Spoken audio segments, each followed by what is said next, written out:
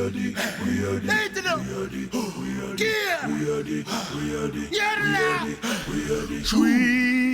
the people of the Polynesian islands. Hey, yo. What up, though? Welcome back to another episode of Culturally Rooted.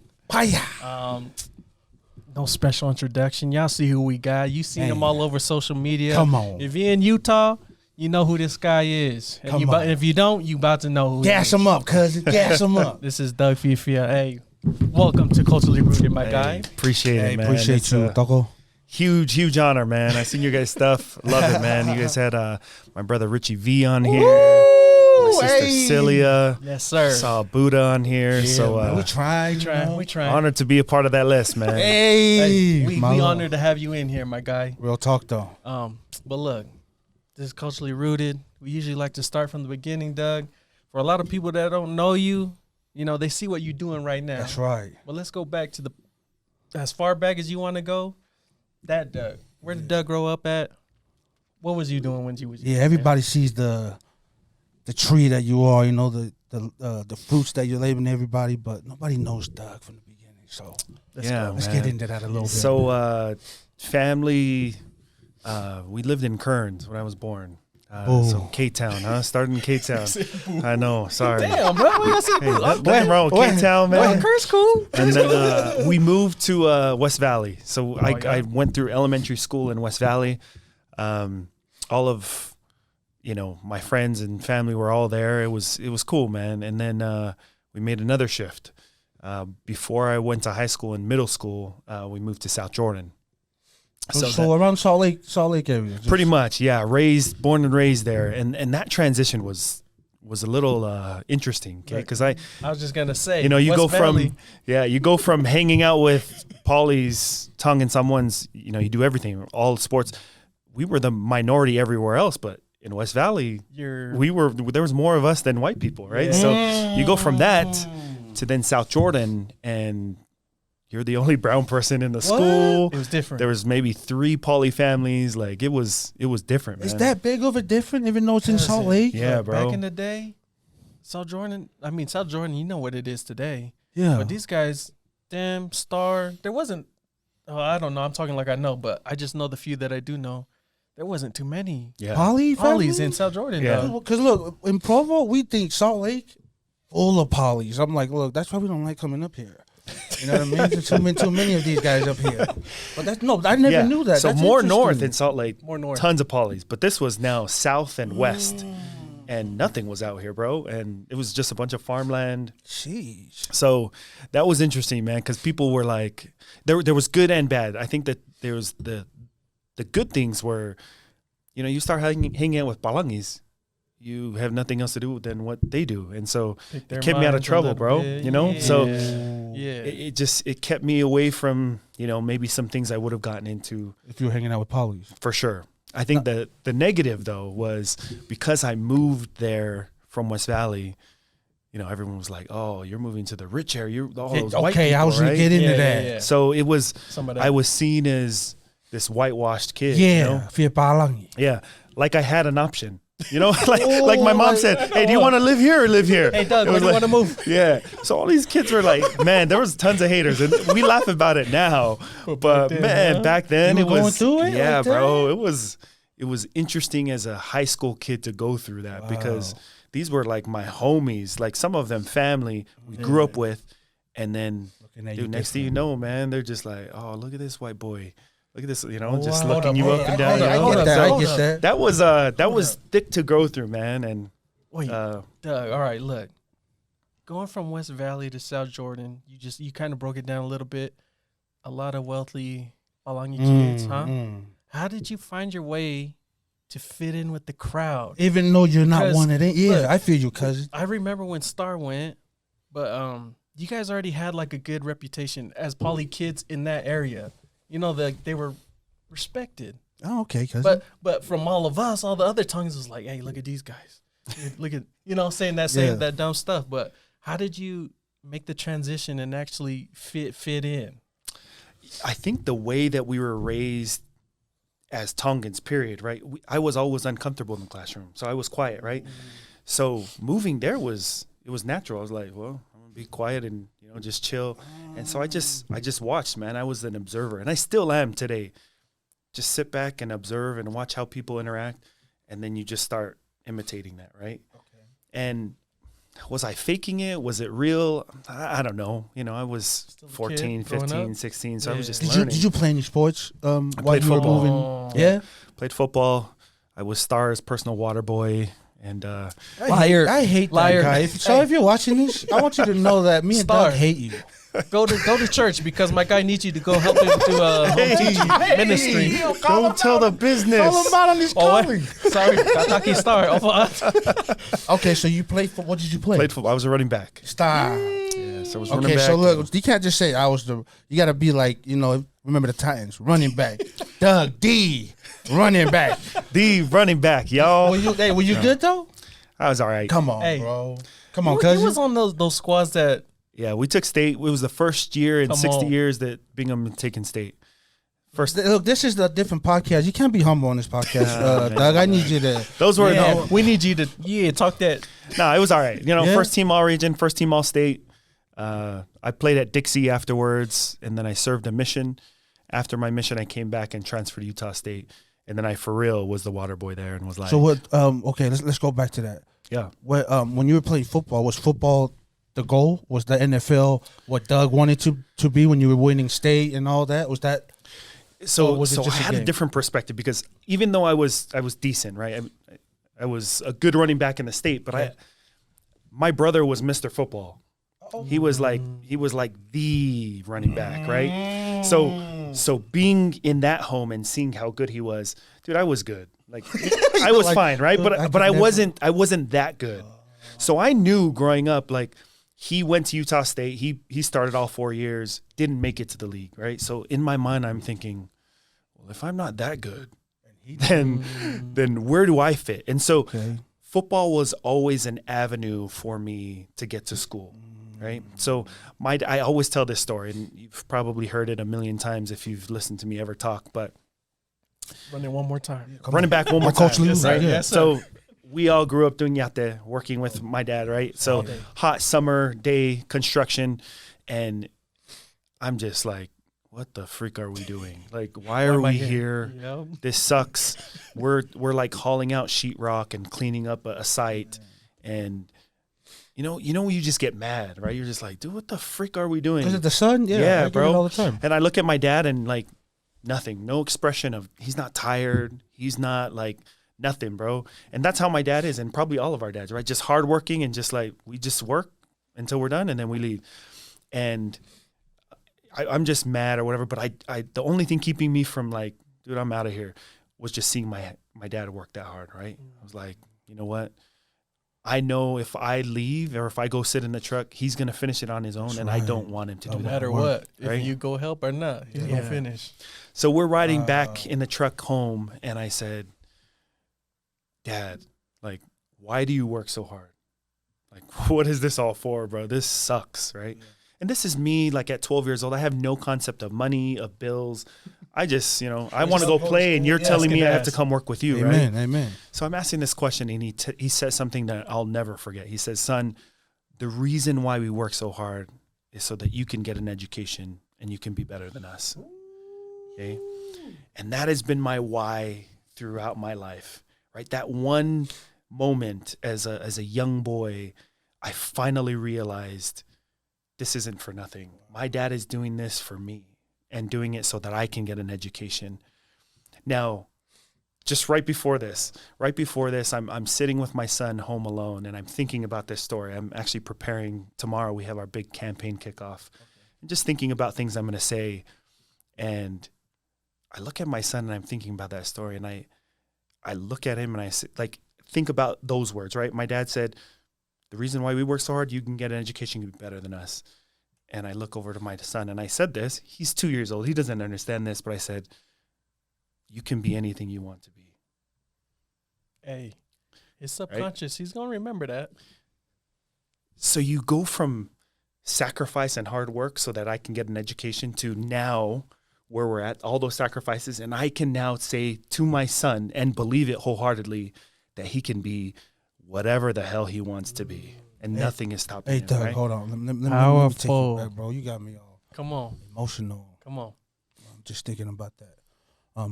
For us, me and I, cousin, our dad's no longer here, but those words that you speak, man, as me now as a dad, I see it, man. You know what I mean? I'm like you, where I never knew what that was. I would go yachting with my dad, and I was like you, man. I would hate it. I would come home, complain to my mom. You know what I mean? Like, why are we doing this? My mom just told me, just go help your dad. You feel me? But now that, like I said, now that I am a dad, I thank him, man. Like, even though he's no longer here, like, in my mind, I'm like, man, I wouldn't be the man I would be today if it wasn't for him. Even though I hate it every day of it. Yeah. Hey, but how many times have you heard that? We came here for you. That's what I'm saying. If I can come here and do this, and you're born here and you speak the language and you went to school, and you go through the same thing, you should be 10 times better than what I'm doing. You know what I'm saying? So let me go off of that. So I'm gonna ask you, Doug, why is that important to your dad and them? Why? Because there's most dad out there, Doug, that could have looked at you and said, you know what? Shut up, get in, let's go. Or just gave up and said, you know what? I'm just gonna do my life and forget. Why was it important for your parents to look at you and tell you, I'm doing this for you? Why wouldn't they take the easy road and just say, you know what? Forget it. You guys grow up to be whatever you want to be. Don't come with me no more. You know what I mean? I'll do it by myself. Yeah. But I feel like to every parent of us, like you say, man, it's very important for them to know they came from an island here. Come on. For us. No language. It wasn't for nobody else. No education. They didn't do this for them, cousin. Yeah. They didn't come on that boat to America for them. Okay, but look. Sorry, Doug. We just talking a lot. No, I love it, man. No, that got We're me flowing because I'm from. You know what I mean? The island though, like that's a waking up moment for them. Like they woke up. They could have just stayed on the island. Yeah. Planted, kept the farm, kept the uta, kept everything, the home, everything is right there. Yeah. But for them to say, "Hey, yo, I don't know what's gonna happen over there, but I need to go. Let's get everybody. Let's use our last cent to get everybody to America." And see what we can do to make the American dream. Amen. It's not going to be them, but it has to be us. You know what I mean? Ooh. But for your dad to say that and for you to take it seriously at that age, we hear it all the time. And I feel like cousin, I understood it once I was older. It's too late now. I mean, it's not too late, but I see what you mean. You know what I mean? I understood it late, but for you to understand that at that age, it must have changed a lot of courses that you could have taken because you're focused. Yeah. Everything I've done in my life, I've pushed the envelope. And it's because of that one moment, man. And my dad probably doesn't remember that. He probably now thinks about it because I've told it so many times.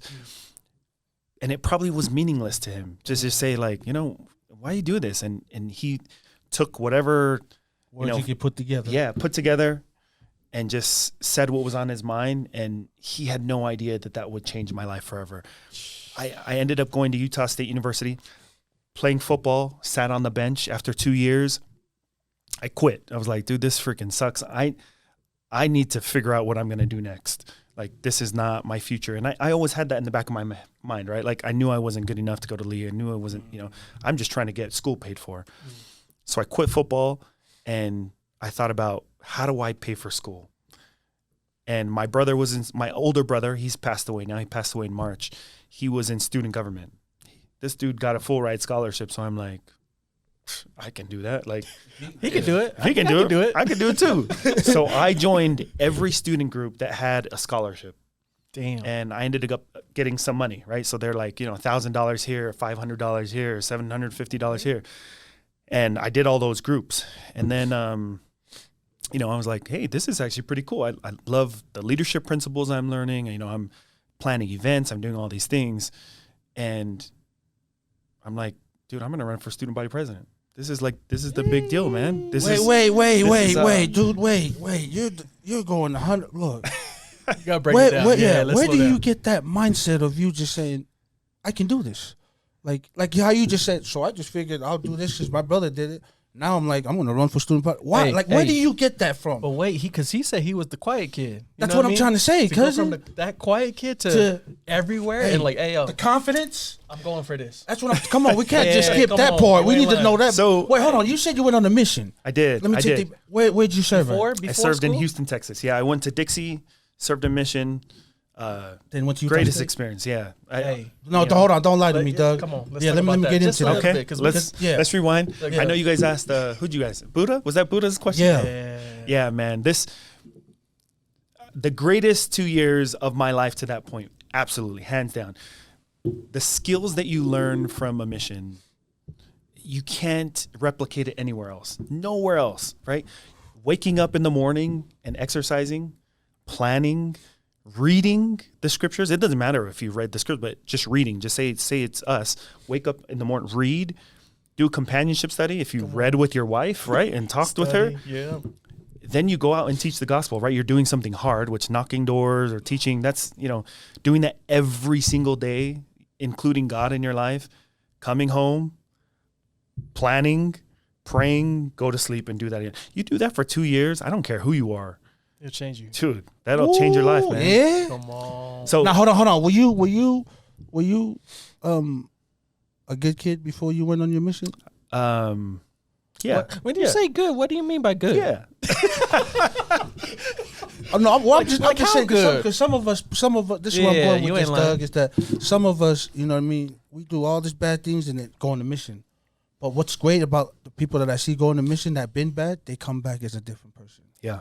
You know what I mean? But when I see the people that were good and they go on the mission, they come back and all of a sudden they fall off. It's like, and I'm like, that's not how it's supposed to be.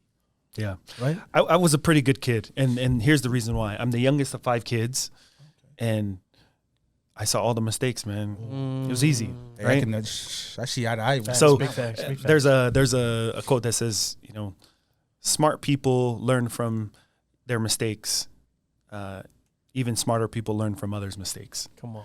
Right, so that I got front row seat to 4 That's other a bar. Right? Did y'all hear that? You know what I mean? So I didn't know you was a rapper. Damn. Hey, wait, hold up though. Come on, cousin, get him. We're not the most spiritual people, Doug. But look, like anytime we could talk about Christ, we love to talk about Christ. So, just going back to the mission, man. What's one thing you could say you could take out from the mission that you've learned that changed everything for you? Wow. I know there's probably so many things you can name off, but like if you had to give one. Oh, this is easy. I think the theme of my mission and if there was one thing I picked that I learned is people can change. Right? Come on. That's it, man. People can change. And when we deny them the ability to change in our minds, we deny them the atonement. Hold up. Wait, say that again. Yeah, hold on. No matter how what they've done to you. Right? So if I'm looking at you and I say, this dude's never going to be a bishop, like, are you serious? This guy, dude, I grew up with him. I know everything he's done. Like, just tell everybody the truth. I know you're watching. You are telling the truth. Keep going, Doug. Keep going. Okay. So when we do that, right, when we judge people and we say, this person will never get baptized, like, look at them. Like, when we make those judgments, we deny them the opportunity of the atonement, right? The atonement heals all, right? It gives them the opportunity to repent. And who are we to say that Jesus can't heal them and change them, right? Nobody. And so we limit the power of the atonement when we do that. And so that was the biggest shift and change, right? I was in the ghetto, bro. And so, I made the judgment that, most people would make. You see bums, you see people that you're like, there's no way these people are coming to church. And we had to shift our mindset to say, anyone is good enough for the gospel of Jesus Christ. And we cannot deny that. That's wild. And so, do you believe that though? Do you believe that wholeheartedly, anyone, man, Hitler? Yeah. Hey, but you gotta look at it like this. If we give him a chance, man. Yeah. Look. So you're saying if Hitler says, "I changed, I believe," God would be like, "All right, cool." Even though he did what he did. Come on, man. we know what this man did now. Yeah, we know there's some sins that are unforgivable, right? So. I don't know what his mind was at, all that stuff, but I do believe that the atonement is stronger than anything else, right? Man. So you gotta look at it like so let's not deny heaven, that, right? What you're saying is you don't believe that Christ can heal everything.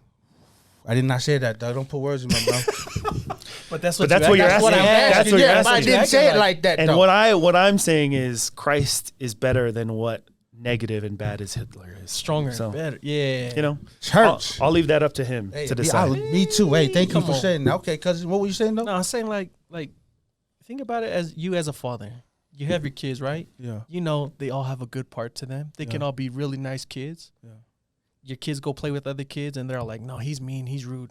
He'll never be nice." But you, being his dad, you know this part of him that I'm like, can that's be messed really up that you're nice. looking at my son like that, because my son's Huh? a really good. Okay, cousin. And Christ is the bridge. Look, Look, he does a lot of bad stuff. look, I know you guys know each other, but y'all don't got to come at me on, like man. that. This is Go supposed back to church. Okay, so No, we had to get it out. So yeah, Okay, mission. you're right. Mission is dude, hands down, best experience. Everyone should go. everyone should. That's what I was Everyone going to ask you. Everyone should go. Absolutely. Yeah. If you have questions, if you have testimony questions, go on Just your go. mission. Amen. Y'all heard that, man. Yeah. Okay, so let's go back. So you said after your mission, you were playing football, and you're like, dude, I'm done with football. You got into something that your brother was into, right? And you started getting money here and there, and all of a sudden you said you wanted to run for student body president. Yeah. Now, what made you want to do that dumb idea now, Doug? Because It was dumb. You know you're Tongan, right? Yeah. I mean, Why you throwing the stereotype on him, bro? Sorry. no. So if I'm being 1,000% honest, I didn't say this during my campaign, but I wanted the money. I needed the money. I just met my wife. So if you rewind a little bit, I just met my wife. Okay. Got married. I had to now support a family, right? Not just about you now. It wasn't just me. So I had to figure out a way to pay for school. So that was initially why I wanted to run for student body president. Okay. Now the confidence, you asked the question earlier, is like, where did that confidence come from? Like, we don't have that. Like, we're Tongan. We're supposed to stay in our place, right? In our lane, yeah. In football, in the classroom, in anything, I realized that I have the willingness to work harder than anyone. Right? Wait. I wasn't the best running back. There was running backs on my team that were better than me, but they weren't working harder than me. Right? Come on. There were smarter people in the classroom that maybe I got a better grade than them, and it's because I worked harder than them. Right? So I knew I could do that. Right? Football was a little bit different because at a certain level, D1 football, you can work as hard as you want, right. but when you're 5'9" and freaking 180, you're not doing anything, right? So I had to find another venue to do this, and that was it, man. I was like, dude, you're telling me I have to get 5,000 people to vote for me, and all I have to do is go ask 5,000 people to vote for me and convince them? You're like, easy. Okay. That's on my mission. I know. Huh? I do this all day. You want me to knock and you tell me you're gonna pay for my school, and you're gonna pay for food plan, like a meal plan, and you're gonna pay for my books, like Sign easy. me up. Like, Sign me up. When do I start? Can I start knocking now? And that was it, bro. I was a nobody running against a bunch of people who were involved in student government, and I talked to everyone, bro. I'd go lift and be like, "Hey, what's your name?" I'd be like, "Oh, so and so." I'm like, "Hey, you want to join my campaign team?" They're like, "Oh, you're running for student president?" "Yeah, you want to join my team?" And so I had the biggest campaign. We had like 150 people on my campaign team. Dang. Usually there's like 10. So I knew it. I now had an army to go right knock. about it. So, you split up 5,000. You're like, okay, 5,000 doors, like 100. Like, yeah, that's not bad. So that was it, man. We just came up with a simple plan, and I gave people what they were going to do for me, right? Usually when people ask like, oh, well, what does that mean? I'm like, I just need you to knock 2 hours for me 2 times in 1 week. That's it. Yeah, sure. Right. So we had campaign meetings. My parents cooked for everyone, and we knocked every single door in Logan, Utah. And this nobody ex-football player, brown Tongan kid, won in a landslide, and nobody knew it was coming. So now we have this student body president. It's like, oh, we have this brown. I was the second in 125 years of history, brown person or minority to be student body president. You said second? Second. Like there's only one other There was than you? only one other. Hey, yo. So Hold on, man. Let me get up, Yeah, you ain't lying. You ain't lying. Come on, cousin. Come You on. in that second? Golly, in 150 second. years? Yeah. So That's wild. I did that the first year. Second year, I finished my degree, but I had a minor I wanted to add on. I was like, oh, if I stay another year, I could get another degree, get a second degree. And I was like, I'm going to run for president again. So I did it. Served 2 terms. I was a second in 125 years to serve a second term as student body president. Right after the first one. Yeah. But why do you think that or why did you want to do it again? Was it for the money this time? No, it wasn't, man. Dude, we did so much good that first year, bro, that I was like, just imagine if we could do it another year. I raised $60,000 for student scholarships. Just me. That was never done before. I saw kids that I was like, dude, these kids don't have money, but I got a scholarship. And I'm like, what if I could raise money for a scholarship? So I went and talked to businesses in the community, and I was like, there was a rule on campus that outside businesses could not come on to campus and to like solicit them, right? Like, hey, come, they couldn't advertise and market to kids on campus. But you could wasn't go allowed. out. You could. So what I did was I asked them for money. I said, hey, you want access to 17,000 students? I can get you access. They're like, how much is it going to cost? It's going to cost you $30,000. They're like, okay, my marketing budget is this. I'm like, you can come on campus X amount of days. So I threw this together, right? They were still not allowed to come on campus. So what I did is I got them to sign, got them to okay the money, and then I went to the board and I changed the rule. Stop. Cousin, come on, cousin. Look, let's stop. Yeah, let's hold on. Hold up. Come on, cousin. Wait a Let's get minute. him. Let's Change get the him, rule, cousin. bro. So The thing is, you only follow rules until you break them or you rewrite them. And that's what we did, bro. We rewrote the rules so that I could get that money. We brought on companies and we raised $60,000. Dude, we gave away $60,000 in scholarships. And it was just created like that, dude. So Bruh, that's the type wild. of stuff. That's wild. That's the type of stuff that I wanted to do again. I'm like, dude, we can raise double that. We can But hold on. There you go. Hold on, Come on. man. Come on. Look, why, Doug? Like, why do you care about these kids getting a scholarship? Why was it so important to you to say, look, if I can do this to have this kid go to college, I would do it again. And obviously, you did it again. Why? Why can't Doug just say, I'm gonna take care of me and my family? Yeah. Me and my wife look, and kids. I know how to get the money. I'll just get the money. And I'll use the keep money, it. and then I'll just help my program grow. But you didn't have to put it into the kids. That's what I'm saying. Why, Doug?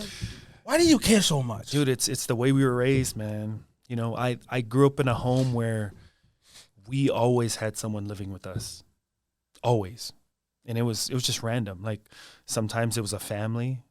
Sometimes it was some random uncle from Tongan. Can Sometimes we talk it was about how cousin. common this is in our That's culture? normal. all the time, right? Right? Yeah. It's just a normal thing. And one, I never had a room when I was younger. And then you have an uncle come from Tonga and he's in the room. I'm like, what? Or you had a room Who's and this then guy? you You come don't in even know like, how to speak English. get off my bed, bro. So it's those small lessons Wow. that just stuck with me, man. They make you realize that when you have, you give, right? My aunt, Aileen Lao, she always says this, and it's always stuck with me. She says, the more you give, the richer you are. And dude, that's I've taken that with me, and I've always, anytime I've had any type of success or any time I've gotten to a place where I'm thinking, man, this is awesome, I've always tried to bring other people with me, and most likely Polynesian. Like, I want to bring the Polynesians with me. It's always been that way. Hey, but doesn't it make the journey more sweet? Like, if you get successful by yourself, that's cool. But if you could bring your homies or the people you like are close with you, It's so much funner at the top, bro, huh, man, cousin? with everybody. It's lonely at the top if you go alone, man. Yeah, you ain't lying. But it's You ain't crazy because lying. a lot of people, the stuff they do to get to the top, man, it's crazy. You know what I mean? And dude, the thing is, when you Facts. bring people with you, they never forget. There's people that I helped during my student body years, student body president remember. years. Bro, they're the ones who reposted my video. The thing is that people look at that video and it's a good, we spent a lot of money on the video. And my buddy Mace, he freaking killed it. We're going to put that up. Shout But out the Mace. thing is, Let's the go. thing is that, like, was it a viral video? Probably not. The reason why it went viral is because we asked people to post. I texted 1,500 people to repost that video. So people now in Utah politics are like, whoa, this Who's dude, this? like, who's this dude, right? Like, how did they have 100,000 views in a few days? Like, this is crazy. They don't know it was intentional. Oh, hell yeah. It my was guy, intentional. hold on. This is Yeah, what you like. hell yeah. You think I came up with knocking every door? I'm like, dude, we're just in the next level of campaigning. I asked 1,500 and I asked everyone on my campaign to do at least 50, right? I said, look, I'm going to text 1,500 people. You guys do at least 50, but I hope that's the minimum. And that's how everyone saw it, right? Because the algorithm, how it works is if I share it, only my friends see it. But if I share it and you share it and you share Now it, my friends see it. Now all his friends see it. and now this web starts creating. And that's why when you woke up that day, you saw my video on your feed everywhere, right? Yeah, bro. And that's it. Look, you just created a brought that up. viral I'm going to moment. talk about that. Look, so I was in California on a vacation, and I woke up one morning, early in the morning, I was supposed to eat breakfast, and I go on my phone, and it was Star. Look, I'm gonna shout, I hate you, Star. But Star posted this video, right? And the beginning, to me, kind of looked like a movie. Like, I was like, hey. Yeah. But the voice, though, I was like, hey, who is this guy? Like, I know he's got to be Poly, right? But it was the things that you were talking about in that video, man, about coming to the homes, man, that got me. Because, like I said, I'm a dad, and I see how the world is changing right now. And to me, when I grew up, I thought the world was crazier when I grew up. But now my 10 times kids, crazy. now that my kids, I feel that. So that's what got me, that the video was talking about. All this stuff happening outside, it's all coming in the house now. Now I'm like, hey, you got my attention. Now who are you? Yeah. And pop up, and there's a dude that looks just like. My son can see this dude and be like, hey, he's Tongan? Oh, he's He's us. Poly? That's us. Right? That's the other thing that caught me. This dog right here got me too. What is going on? No. We'll cut that part. Yeah. But what I'm saying, I'm so sorry, Dad. We're gonna cut that out. But what I was saying though is that the double thing that got me was the video, because I'm a dad coming into home, and now that I see it's a person that my son can relate to, look up to, and say, okay, if this guy can do it, I can do it, right?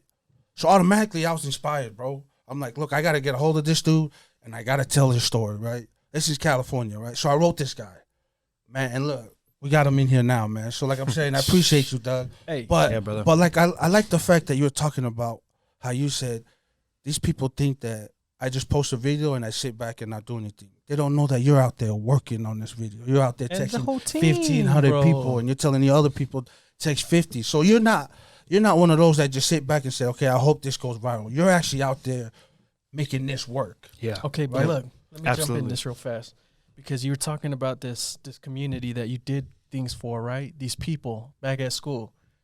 How are they not going to help when they see what you're doing now? But look, when you shared it with us, cousin, it was like I didn't pay attention to it until you told me who it was. And that was like a breath of fresh air, bro, because I'm like, we all see what the world's doing, bro, and it's crazy. And our kids are growing up in this, and then to see one of us That's what I'm saying. want to cousin. go take a seat out there with Yeah. them, Yeah. bro, it was fire. I'm like, damn, I gotta share. Like right when I saw you shared it with Yeah. me, I'm like, we gotta share it. Like, so that effect you're talking about, bro. Now it's not only just your community of people, it's Yeah. anybody, it's everybody. Everybody It's sees your it people. now, it's cousin. people at church, it's Tongans, Yeah. it's Samoans, it's, Yeah. it's everybody. I feel you. But yeah, going off of that, man, like now that we're up here where you are now, for the people, can you share what you're running for? And Yeah. can you explain, and my question is why? Why did you want to do this? Why did you push that video and all that stuff? Yeah. So to answer your first question, the reason why I'm running is to protect the family unit and the sanctity of our homes. That's it, man. Is I'm a father of 4 kids, and I'm seeing what's entering into our homes, right? And as much as I try to protect the home, it comes in our movies and TV shows. It comes in through social media. It comes in through music. It comes in through what's being taught at school sometimes, or what their friends say, right? And so as much as we're trying to protect,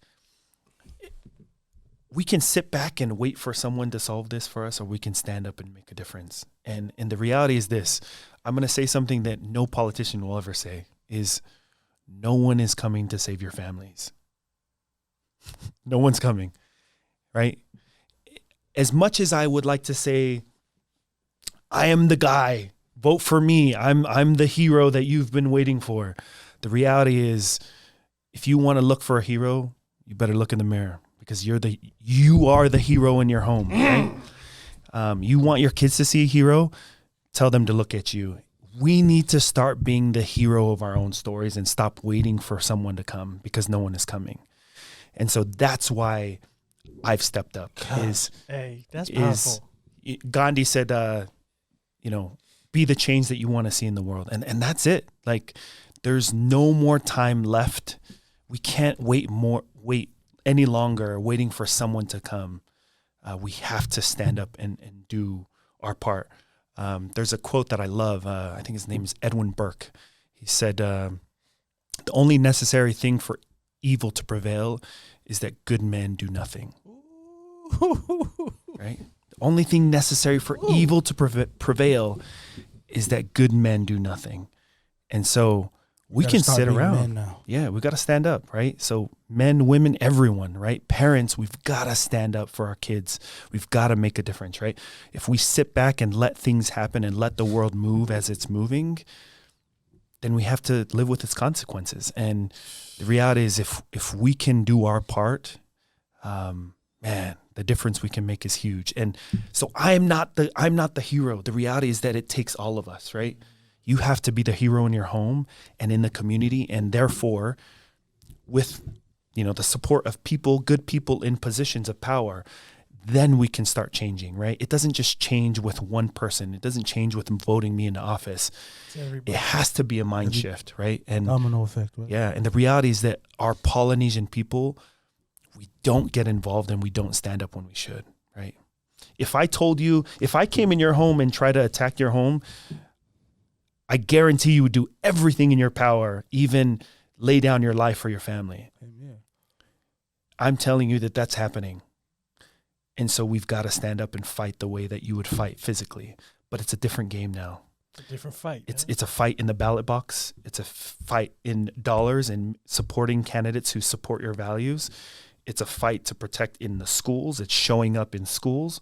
It's a fight in different battlefields, right? It's not the physical way that we think as polys. How we grew up. Yeah, like, hey, let's go outside. It's not right? It's not the same, right? We're fighting a different war. And right now, it's looking like things are a little dire, right? But I think this is the most critical time in our nation's history. The decisions we make today are going to affect our kids' kids, and future. So that's why I ran. That's why I'm running. And the reality is, it's all of us together.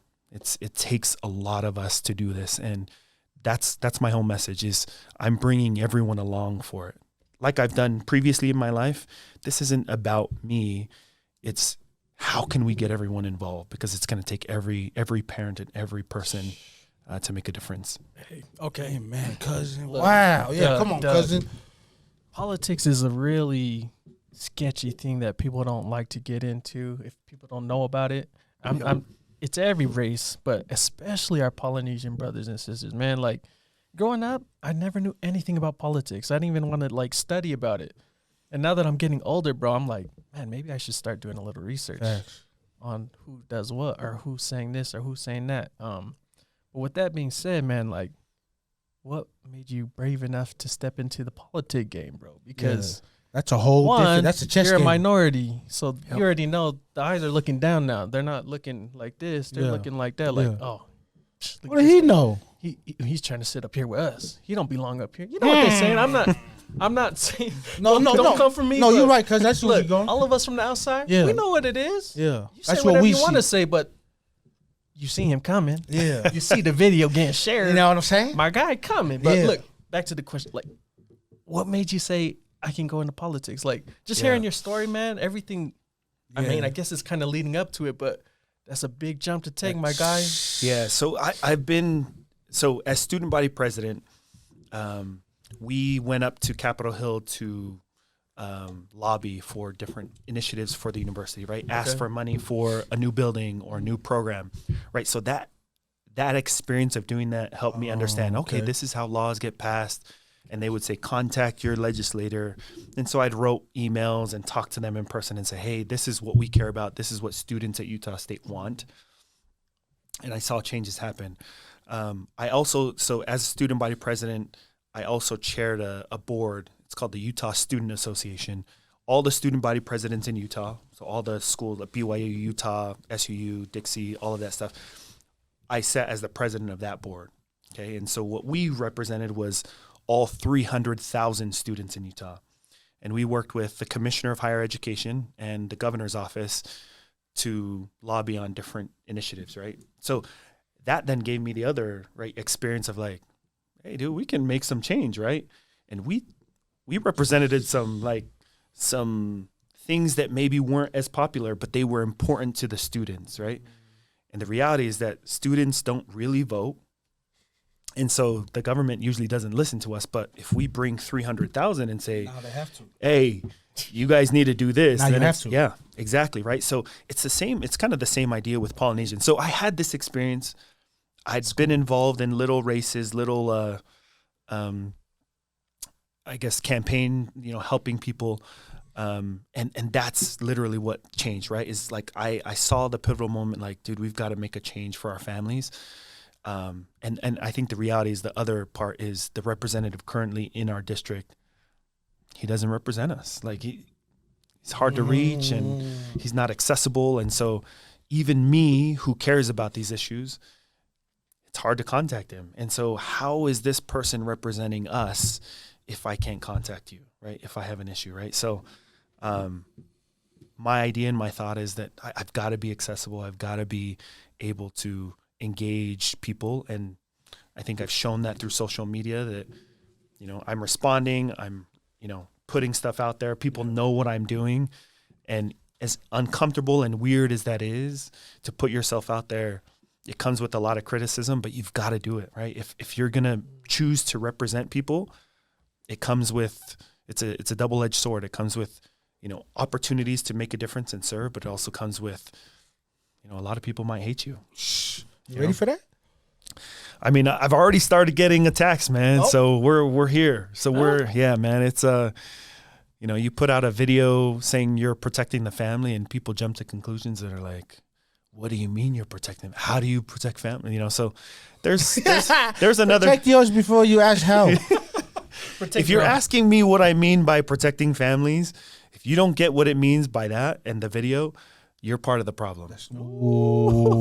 Sorry to say. Hey, some people need Don't to hear say sorry. like that. Yeah, man. So- you know who you are. Okay, look, let me get into this, Doug, because you just talking, it's like, to me, I'm looking at you and I'm like, hey, this guy is a very well-spoken dude. Like, you can tell by together guy, I'm saying, when you can tell right now when you watch this episode that they're gonna be like, okay, you can tell we're all Tongans, but we all speak a little different, if that makes sense. You know what I mean? Like, what I'm saying, Doug, you know how to speak, man. Like, and what I'm saying is, as a Polynesian culture, that's not really like a thing that we do. Like, but what I'm trying to say is that how the way you speak is different from the way me and cousins would talk, right? And you sound very professional.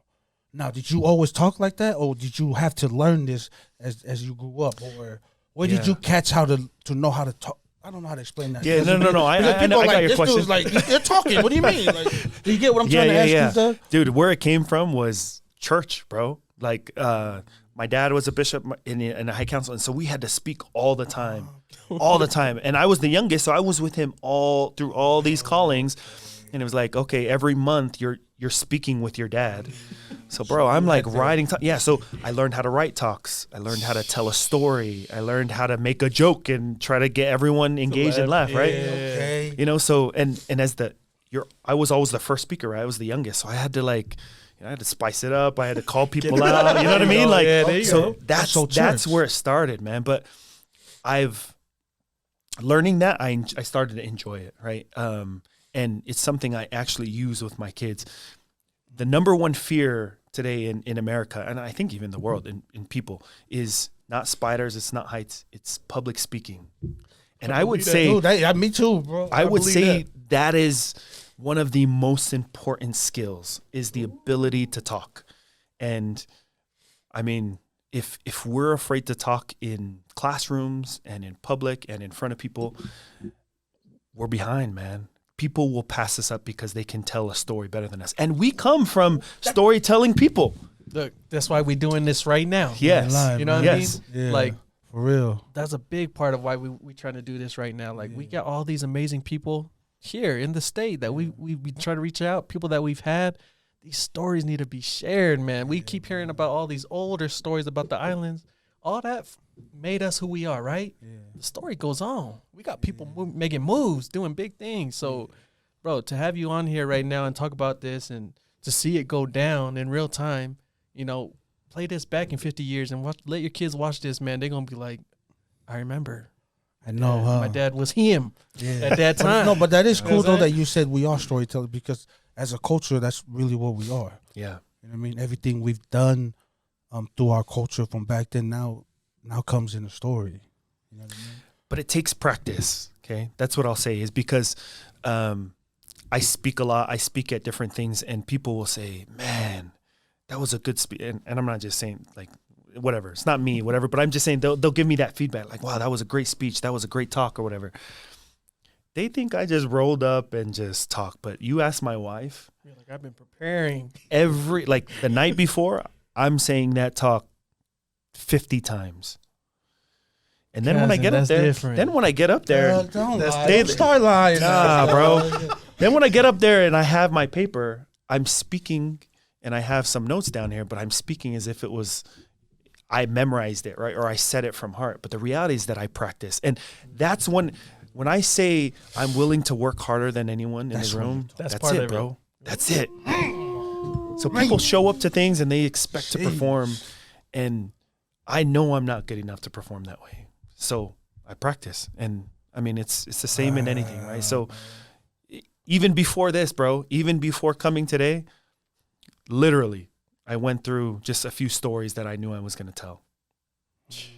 Come on, man. Dude, hey, my man, we're recording this, bro. We're recording this, man. I mean, you got to, man. You got to. So storytelling, whatever your skill is, you've got to practice. Like, don't just show up. Don't just show up to your job. If you want to get better in life, period, right? Whatever your role is, you practice at home. And then you show up and people are like, whoa, you know, how did you do that? You don't have to tell them you practice. Be like, oh, that old thing. I mean, I do this. I just wrote that right before I showed up. Practice? You know what I mean? Like, what? Practice? Right? All right, but look, Doug, look. Politics, man, I just have to keep going back into it because I feel like I don't know enough, but I want to. Did you ever feel like when you came into politics, like, trying to think of the right way to say it, like what do you think the qualifications are that the other people that are sitting in there right now think, oh, he doesn't have this, he doesn't have that, he doesn't have this. What are the qualifications? And what do you, because you already shared some stuff that, like, you were changing stuff in the schools, right? So you were having like little stints and you were able to make change and you're able to see it. But for all those guys that are sitting in there, like, he doesn't deserve to be in here. What do you think? Or what can you say, like, nah, dog, I've done this, I've done that, I've done this, I've done that. What qualifies you to be in this? I deserve to be in that chair, no, bro. I honestly, the ability to talk and tell your story, that's the first thing, right? So I've met with every legislator in my area. I've met with party leadership. I've met with the chairs of the party. And all of them are judging you, right? Yeah. You know, it's good or bad, right? Yeah. They're reading you. They're like, okay, how's this dude dressed? How does he talk? What does he believe in, right? And some of them are just straight up like, hey, cool, like, tell me about yourself. What do you believe in? What are you running on? Why are you running? What do you do for work? What does your family look like? Why is your family, you know what I mean? Like all of these questions, right? But if you can answer that, right? After a while, every single one of them, they're like, okay, cool. Yeah, you got my support, right? It's the quick, right? So that's storytelling. The second part of that is then you've got a show, right? So that video, my website, everything that we've put out now has to show that, one, I'm a legitimate candidate and that our campaign is legit, right? So we spent good money on that video. We spent good money on our website. And I've had people who've run campaigns, the biggest campaigns in Utah, call me the day we launched and said, I've seen hundreds and hundreds of these launches. Nothing like this, and you guys nailed it. Like the fact that you guys did it, and they said, who's running your campaign? I said, I am. Me. That's power. Huh? Right? Come on. And so that's it, man. That like those two things, right? You've got to tell your story. So whatever it is, and that's the qualification is it doesn't matter who you are, your background or whatever, but you got to be able to tell your story.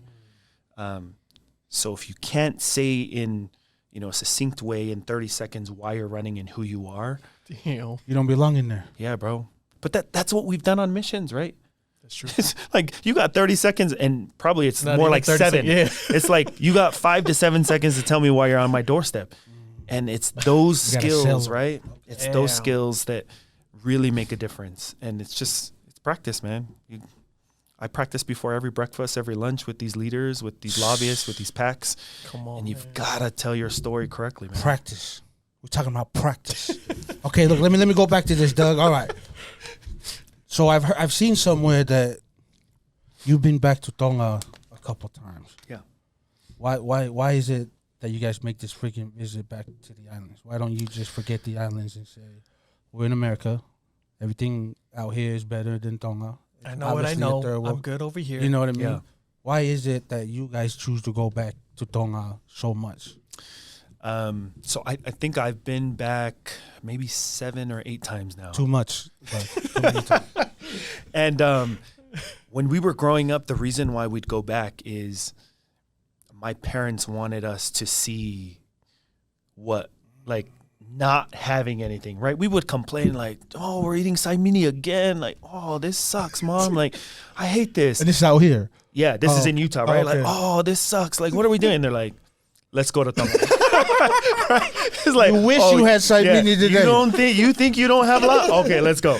So that was it, man. Growing up, my parents would take us to Tonga, and you do the right load, and they didn't tell us this, right? So we load up all our favorite, shoes shit. and our clothes. ahead, We tell- put it tell- in the Yeah, you're like, suitcase, I and can't we're wait to like, fly shoot, I'm going on out there." vacation. I'm going to the beach, bro. And then, you go there, obviously, and my cousins, dude, they don't have anything, right? And then they start asking, hey, my shoe, Yeah, and you're like, oh, freak, dude, he doesn't have shoes and I have shoes. I'm like, oh, here you go. There Like, you go. Oh. and then, you start having that as kids, right? And then you leave with nothing.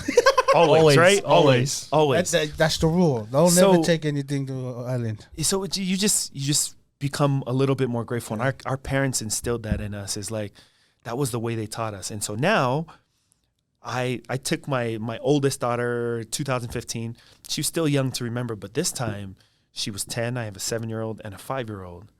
And they got to see it, man. So it came full Took your circle. kids out there? Yeah, took my kids. They took all their stuff, and then then when they're giving the clothes, that stuff, man, it hits you, right? Yeah. Then they realize when they're like, Dad, I want this new video game. I want these new shoes. I want this. And I'm like, now you know what it means to seriously have nothing, right? And so their perspective starts changing, and so that's why we go back, man. Is yes, to see family, yes, to give back, but it's a life lesson, man, and to show this is where grandma and grandpa grew up, right? This is their home, this is their school, this is what they did, and them to appreciate it and to love their culture, man. It's cool to see, especially my kids are Hafkasi, like it's hard to like teach that, right? And I don't speak full Tongan. I'm not fluent or anything, but we go to a Tongan ward and I try to teach them as much as possible. But you take them to Tonga, and then they start feeling like, heck yeah, dude, like I'm full Tongan, this is me. So Don't tease her. yeah, for real. So Okay, but look, that's so, it, man. Okay, so it's just a humble experience, right? Yeah, But if it's okay, let's go back to that when you said how your parents used to take you out there, and now you're taking your kids out there, and now you're seeing your kids do what you were doing when your parents was taking you, right? I want to go back to that moment, like as a dad, right? You see it full circle now. mm-hmm. You see what your mom and dad did for you, and now you're seeing it, you doing it for your kids, right?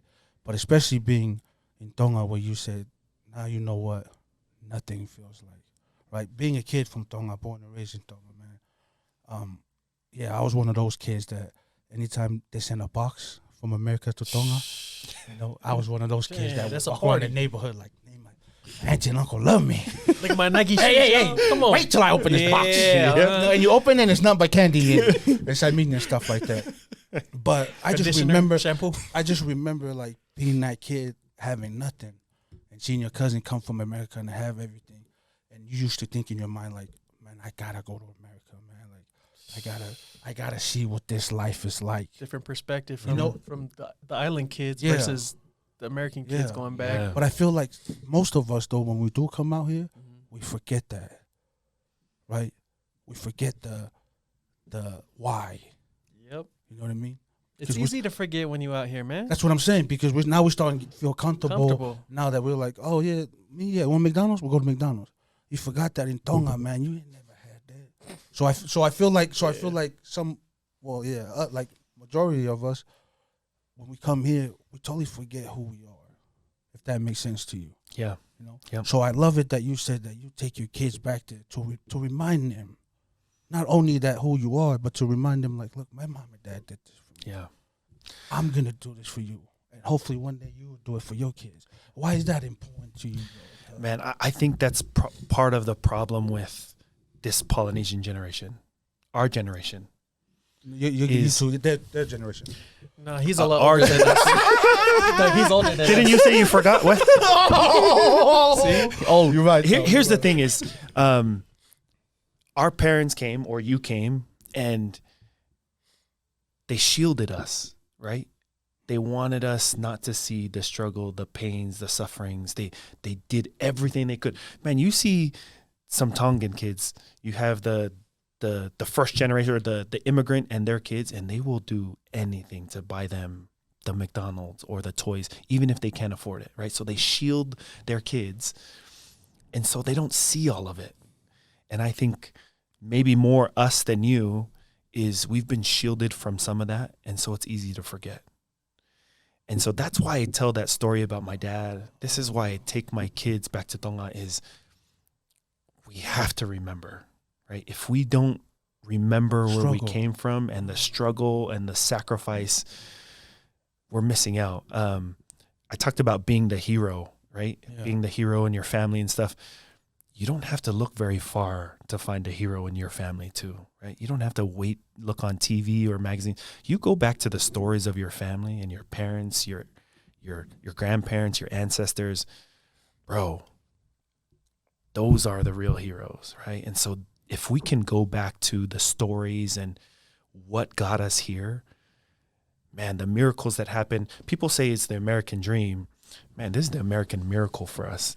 The amount of miracles that have gotten us here, like it's incredible. And so I think we've just forgotten, and it's upon us to remind ourselves and remind our kids, hey, this is where we came from. This is the struggle that got us here. We didn't just wake up in America one day with all of this, luxury of having a McDonald's down the street and having paved roads and having running water. This didn't just happen. Someone got us here. And whether it was mom, dad, grandparents, or it was you, we've got to remind them. And as much as that's annoying to hear, like, back when grandpa was here, like, this is what happened. Your parents out-struggle you? Like, we used to climb coconut trees and jump to a mango tree just to go to school. You get a butt, you know what I mean? Yeah. You're sitting there like, stop, you ain't never did that. Yeah. But they always they talk about the struggle. But to us, we look at them like, you're a crazy old lady. But we never, like, in my mind, now that I'm older, I'm like, dude, the stories they tell me, I'm struggle, like, they had to be real. You know what I mean? Yeah, man. Like, and we talk about struggle. Like, I come home and complain about my job. Bro, my parents in Tonga, get that much money? Why you complaining, bro? That's what I'm trying to say. Yeah. It's like we forget, like, especially our people. You know what I mean? We're so prideful of being Tongan. Me, I love being Tongan, but being Tongan is more than just what I am, man. You know what I mean? Or what I believe I am, man. It's a whole culture behind me that they've done. You know what I mean? Look, yeah. I feel like that's such a special part to go back and let them see it. because like us, being born here, our dad, my dad would tell me so much stuff. Like, man, when I was your age, I had to walk over here, and I'm not seeing it. And then finally, my dude took our whole family, and then I saw it. Yeah, bro, I was like 8 years old.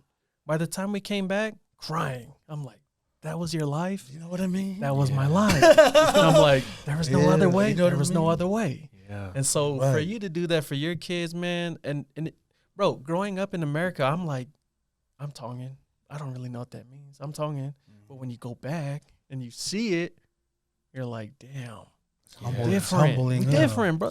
This little speck on the earth could have easily just got wiped out at any time. Yeah. But just seeing like how faithful, yeah, the OGs, man, they'll die for any. And when I say die, they'll really die. Their testimonies, bro. I used to stand on my parents' testimony all the time because I'm like, theirs is strong. I don't need mine. Oh, hey, no, that's real talk though. But, hey, yeah. They like that for a reason because they've been through some stuff. And so, no, I just feel like that's super dope that you're able to take your kids now and let them see that, like, this is you. This is where you're from. One quick story about Tonga that I think my kids remember. Let's get it. My brother-in-law is the oldest of, I think, 12 kids in Tonga. And so we brought their, the younger siblings over to the house and, they play and stuff. And, we needed to get ready to go to a dance or something. Excuse me. And so he had to take a shower at the house. Well, of course we had the regular running shower, hot water. And, we hear him laughing, right? He's taking a shower. He's like laughing. And we're like, what the heck is this little kid? Like he's laughing like there's something hilarious, right? And then my brother-in-law, we were asking like, hey, what was going on, dude? Like you were helping him shower. Like why was he laughing? He's like, it's because the water was tickling his skin. He'd never felt a shower before. I mean, you put that in the context. Oh, you're about to make me cry, bro. You know what I mean? Like he was laughing because the shower tickled his skin and he never felt that Never before. felt that. Always showered with the hose and a bucket. Yeah. And Cold water. Or the rain. Cold water. When it rains. You gotta boil. Yeah, you gotta boil your water if you want hot water. Yeah. So just those stories when you're not just telling your kids, but they see it. It's different. Isn't it crazy to think that people man. live like that? Yeah. People grow up like that. Bro, like here we are. still to this day. That's what I'm saying. Still. You know what I mean? Hey, but let me ask you this, Doug. What is one thing in your culture and in your religion that go hand in hand that you can share with us? Like, what is one thing that in your culture that you're like, this is what my culture teaches, and it's very similar to what my religion teaches me. Yeah, it's love. Right? It's the love, man. Ofa, love. Like it is. I think it is probably the highest law of the gospel is love. Speak on that. Hold on. So let's go into the scriptures. Tell the non-member, Doug. Right? Come on. Let's go to the scriptures a little bit. So there's a book called The Law of Love by Steve Young. It's not the greatest. It's not the greatest. Yeah, quarterback. Okay. It's not the greatest written book, but the principles are pretty dope. Okay. He talks about two levels of the gospel in living. There's the transactional, and then there's the non-transactional. The transactional is, hey, Heavenly Father, God, if I do something, then you give me a blessing, right? So the scripture, I, the Lord, am bound when you do what I say, but when you do not what I say, you have no promise, right? So that's very transactional, right? And some people live the gospel that way. Is like, hey, I paid tithing, I better get that. Or, we see a lot of people leave the church and they say, I was doing everything I was supposed to, and I got all of these trials, right? That's the lower level, right? Now the higher level is non-transactional. Now when Christ came, one of his things he taught was love, right? The first thing he commanded was love God and love other people, right? And the way he taught that was this: if ye love me, keep my commandments. Simple. No transaction. Simple. Yeah. It's not, hey, if you love me, and then I'll give you this, I'll do that, and you do this. If you love me, keep my commandments. That's it. That's the non-transactional. And that's what I think our people possess, is the love. Love like, I would say, no other people. Really? Right? Is real love. Yeah. That when people say, I will give you the shirt off my back, I think Tongans, if we want to extend it to Polynesians, they really believe it and they really will do it. That's real talk. You know what I mean? Yeah. Like we talked about having people live in your house all the time. They weren't always family, No, you're right. right? There was a family that stayed with us. This is not to brag. There was a family that lived with us. My dad was the bishop and the dad died. And they had 5 kids, younger kids, and they had nowhere to go. They stayed with us for years. Not like, go stay with us for 6 months, stay with us for a year. They lived with us for years. And, at first I'm like, why are you staying in my house? Like, dude, like shared everything, right? Now it's not my clothes. It's our clothes, right? It's not my this. Nothing's yours now. As a It's little everybody. kid, you're like, dude, this is annoying.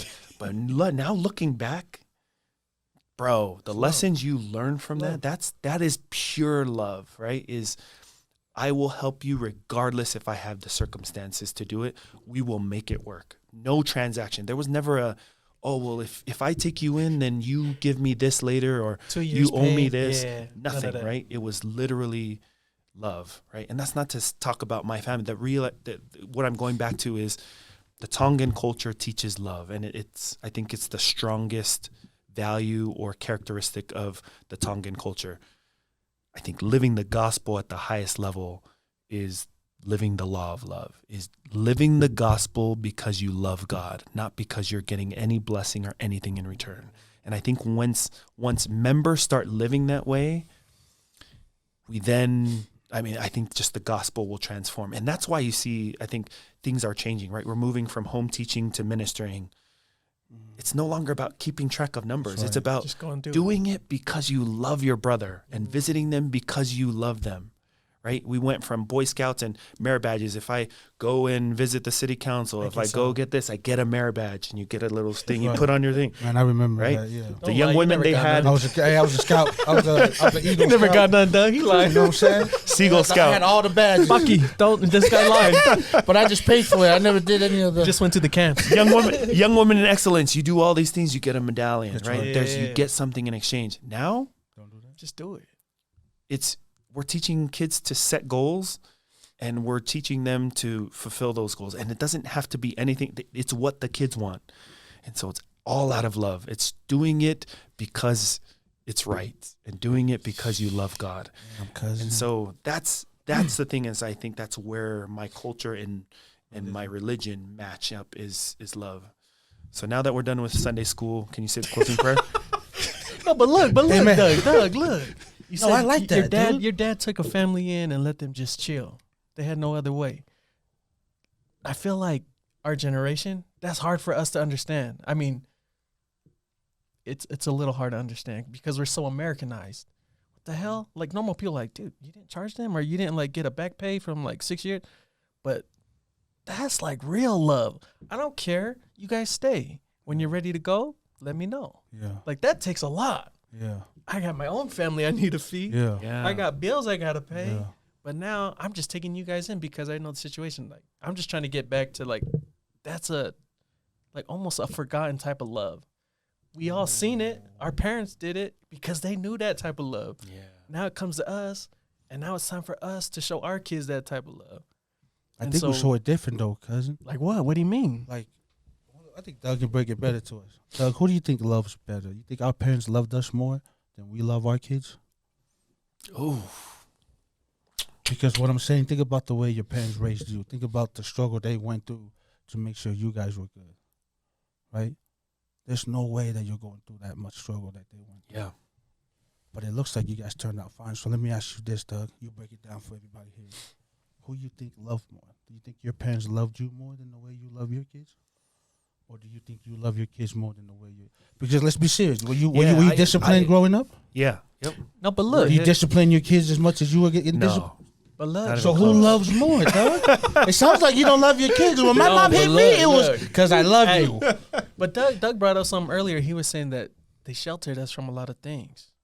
But we do that. We do that now to our kids. We too. do. No, but look, but now we more open with our kids because we have that relationship. Being in America, I know I can talk to my daughters about things that my dad would never talk to.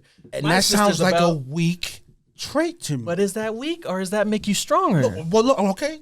I'm gonna just say it like this. You're right. My dad never ever said. All my life, all I wanted was my dad to tell me, "I'm proud of you," right? Or you're doing good, son. Never heard that one time. That's that OG But island you're stuff. right though. But now you're right. I can sit my son down and tell my son straight up, I'm proud of you. But this is the different, cousin. If my dad were to tell me that, like I said, I always wanted that, man, I'll be the happiest kid, right? I'm telling my son this, and to him he's, oh, okay, thanks, Dad. This is so this is what I'm trying to say though, cousin. I feel like we're becoming weak parents. Huh? Okay, look, hold on. I'm Doug, gonna go with that. Hold on. Doug, get this guy. Yeah, man. hold on, Doug. Let me Hot take. No, yeah, let's get into this. There's Doug. power in that though, No, cousin. I'm not saying there's not though, cousin. But what I'm trying to say is that if we really love, like Doug just broke it down to us. Come on. If we really love like that, Come on. then we need to love our kids. Like that means whatever it takes. But I feel like now we're like, no, it's not whatever it takes. Now we're like, look, if you go this way, this is what's gonna happen. If you go this way, I promise you'll be good. Our parents never told us that, but we decided to choose which way. The right way, right? So let me ask you, Doug. Yeah. Come on, Doug. Are we being weak? Are we Yeah, weak? jump in on this. Am I a weak dad We for talked sitting about my this, son Doug. down and talk to him? Because I never had that, and I felt like I did okay. I feel like the hard discipline and tough love that my parents gave me. I feel like every freaking kid needs that now. So let me break this down for you. We're going back to Sunday school now. Hallelujah. Come on. I'm not an expert. This is just my humble. Okay. Yeah, let's hear it. Let's hear it. When we came to Earth, we were given something, and I think it's probably one of the most important things in the plan of salvation, which is agency, moral agency, right? Facts. God could have forced us to do everything, and that's what Satan's plan was. We now have the opportunity to choose. We grew up in a world where we needed to be told what to do. We needed the checklist. We needed if you do all these things, you get the merit badge. If you do all these things, you get the medallion. We now live in a different world where God is teaching us that we have graduated from you have to be told and instructed in all things, and now you're at a level now that you can choose. You need to be told no more. Don't need to be told. You know what you need to do. And so that's what I think the parenting styles are changing. They're switching. It's not my parents love me more and I love my kids less. It's just different, right? We're now moving up in the levels, right? The levels is transactional. It's like you do this and you're going to be happy. You do this and you're going to have a testimony. Now with our kids, it's, hey, these are your two options. You can either choose this and that's going to be unhappiness, or you can choose this and this is going to be happy. But you can choose. Sounds weak to me. It sounds weak. To give them It sounds weak. Cousin. But guess what? If your kids can now choose the right on their own versus being told what to do. Who has the power now, cousin? He got me on that one. Right? That one, that really got me. It's different now, because now when you're not in the room, they're deciding, nah, I don't want that because my dad told me that that's going to make me unhappy. I'm going to do this. Well, I'll cry as a Right? dad, man. So That's my take, right? Yeah, be man. Forced to do what's right. They just Yeah. choose it. And I think that's So you where we're agree moving. we're weak parents is what you just. So I think there is some practices of parents that are weak. My personal opinion. I think parents who say, I'm never going to tell my kid no, that's crazy, bro. That's toxic. And that's like, okay, we're not going to touch that. Okay, let's not do like, dude, that stuff drives me crazy. Don't get. I right? just see my dude say. Yeah. Hey. So those things, I think, I don't know, weak is the right, but I think No, I there's feel you. better parenting. Okay. But I think there is a thing about letting your kids choose and giving them options Oh, that's right. that there's power into it. Wow. Does it mean you can, you don't slap them every once in a while to help them? I think you need that, right?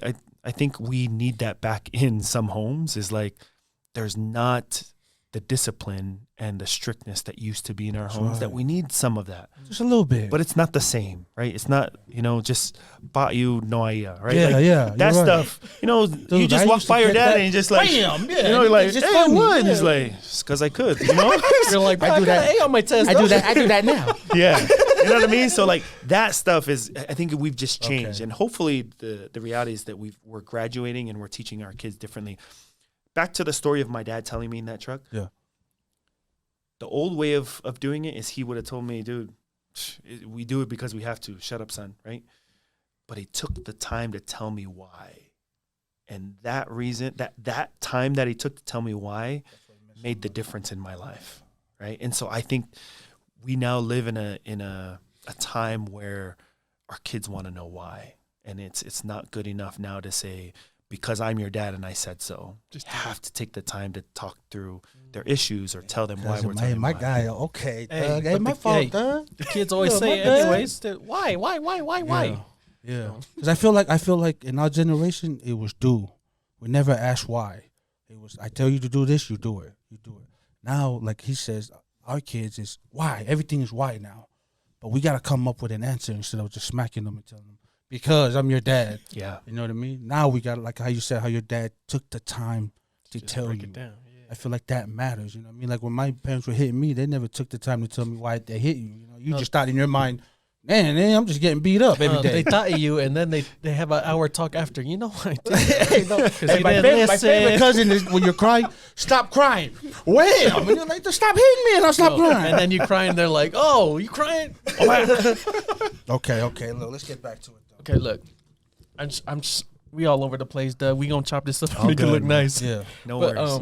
for the people out there, you know, at least like our poly people, for the spot that you're running for, what does that entail, and what do you have power over? Yeah. If you get this spot, like what does Great it? question, cousin. Good question. So I'm running for the State House of Representatives. What that gives me the opportunity to do is I will write legislation that will then turn into law. Wait. So you can make laws? Yeah, bro. That's power. Yeah. Ooh, that's real okay, go power. ahead. I'm sorry to cut you off, but I like Look, that. that's what I'm it, saying. man. These guys got to know, because I don't just like think he's just that. going in for the House of Reps. Nah, he gonna make some. Yeah, okay. So as long as it passes through the House and the Senate and then the governor signs it, It's Gucci. those will be laws that everyone in Utah have to live by. So that's, you know, I was sitting here like earlier in the evening and just thinking about like, man, what am I doing? What does this mean to me? And there's no way that my parents and grandparents could have imagined this, right?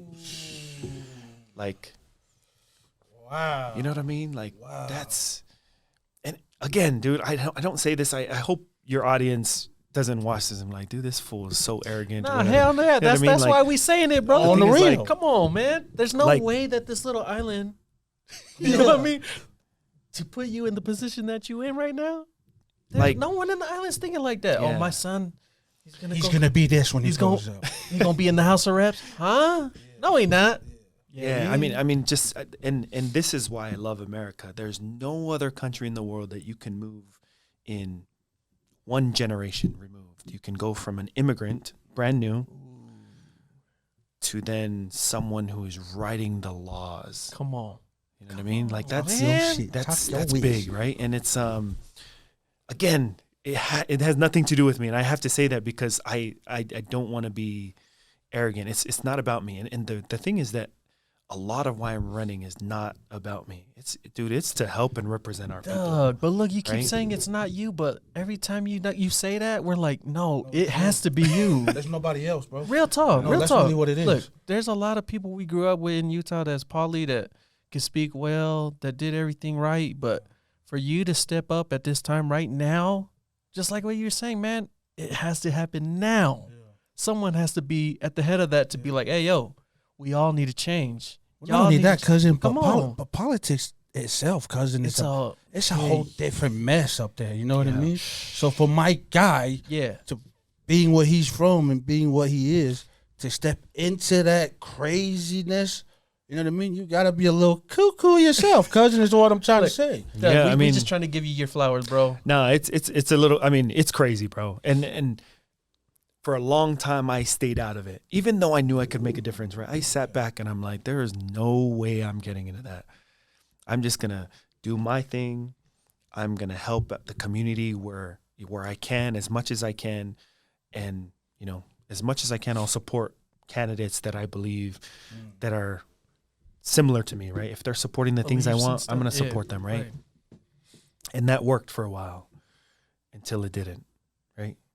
And then things start changing and you're like, hold up. This guy like, wait, hold on. Like, what is this dude doing? What is this guy voting for, right?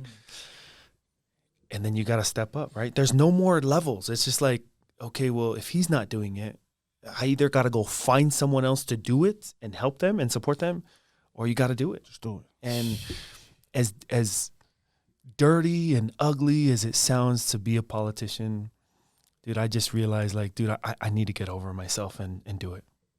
And me and my wife took a long time to pray about it. And I told my wife, we're either 110% in or we're 110% out. And she was like, for real? And I'm like, our marriage is not worth this. And honestly, I'm not doing it for me. So, you know, if you decide we're not doing this, then I'm sorry. I've got to find another way to serve and to help our community. But she took time. I said, look, you go and you pray separately. I'll go and pray separately. And whatever we decide, we're either all the way in or all the way out. And, man, you know. Hey, just going off of that, Doug, why did you say you had to pray about it? Why couldn't you just make the decision and say, hey, I'm doing this. You're my wife. Follow me. We'll get us. Why was it so important to you to ask God, dude, if this is the right thing? God has directed every major decision in my life. Amen. For sure. Absolutely. I've taken everything to him. Why straight now, huh? Yeah, and I hate when people use spiritual things to be like, you know, I prayed about this and this is what you know, God told me I need to do this, right? Yeah.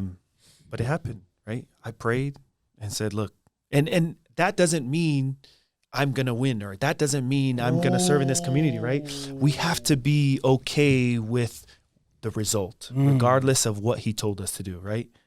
Is I may have to run to be humbled. I may have to run to put it out there and to inform our people, and that's it. I could lose, and my job was I stood up for what I believed, and I got our people educated and informed. Gosh. And someone else younger than me or different than me is going to run and going to win. Not because you did it. Because we listened and we did that. So I hate when people say like, oh, God told me to run and I have to win. No. I believe wholeheartedly that God told me to run, but not in any part of my mind am I saying I have to win because of that, right? So if I lose, I knew I was supposed to do this. Now I just got to learn the lesson. Why did I have to run? You hear this, right? Dude? So I love it that he said, I prayed about it, and even though God told me to run, he never told me that I'm going to win. Yeah. You know what I mean, cousin? It's like in his mind, he's saying, even though he said yes to run from it, I'm running. I don't care what the end result is, but he said, let's do it, right? And to him, he's like, I'm going all in. Even though you might not win, Doug. Yeah. And let me tell you this. This is the most inconvenient time to run in my life. Really? I'm running a construction business. I work in tech sales. I work at Google. I just started a nonprofit called Raise the Tide. We do it for Polynesians, right? It's free events. We bring in just experts. We teach Polynesians, you know, how to invest, how to look at real estate, how to best practices in their businesses, how to elevate their life, how to literally raise the tide in their professional lives, in their personal lives, and in the community. And it's all free. We even feed you lunch. We're paying you to be there, right? It's all free. So there's no incentive. I didn't do this to make money. I didn't do really just to give back. So all of these things are going on in my life. I have a calling that is there's high expectations. It takes a lot of my time, and I have 4 kids. So this time is not convenient. And the reality is this. The reality is I am going to make less money by being a representative.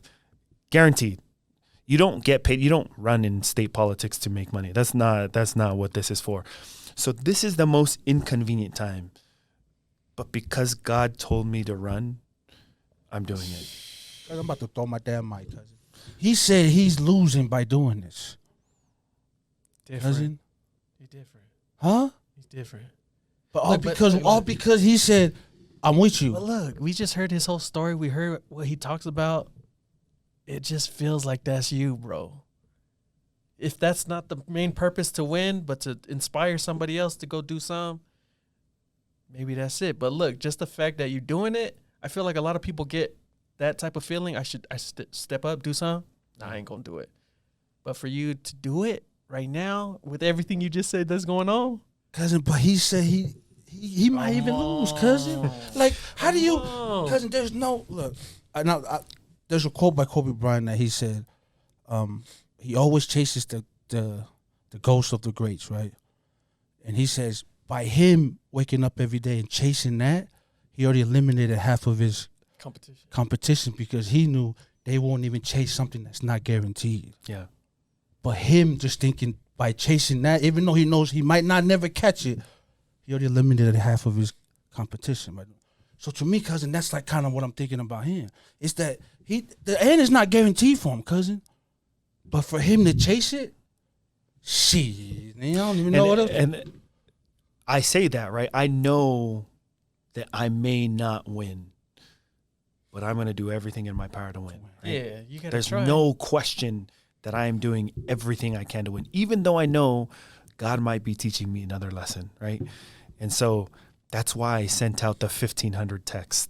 I sent another 1,500 texts for our event tomorrow because I know leaders are going to show up, and I need a packed house. I need people to see this is legit. We're coming. This is a movement that is happening throughout Utah, and all Polynesians are on board. And this is a whole nother storm, right? Because there's about 100,000 Polynesians in Utah who don't vote, who don't register, and who don't vote. Ding. But just now think about this: is if for some reason everyone starts coming together, right? We have a Polynesian pack, and we say, all right, guys, we're voting for this candidate. We can change elections in Utah. That's the power of the Polynesian people. But we've got there's enough of us to do that? Wait. How many did you say? There's 100,000 in Utah alone? in Utah, right?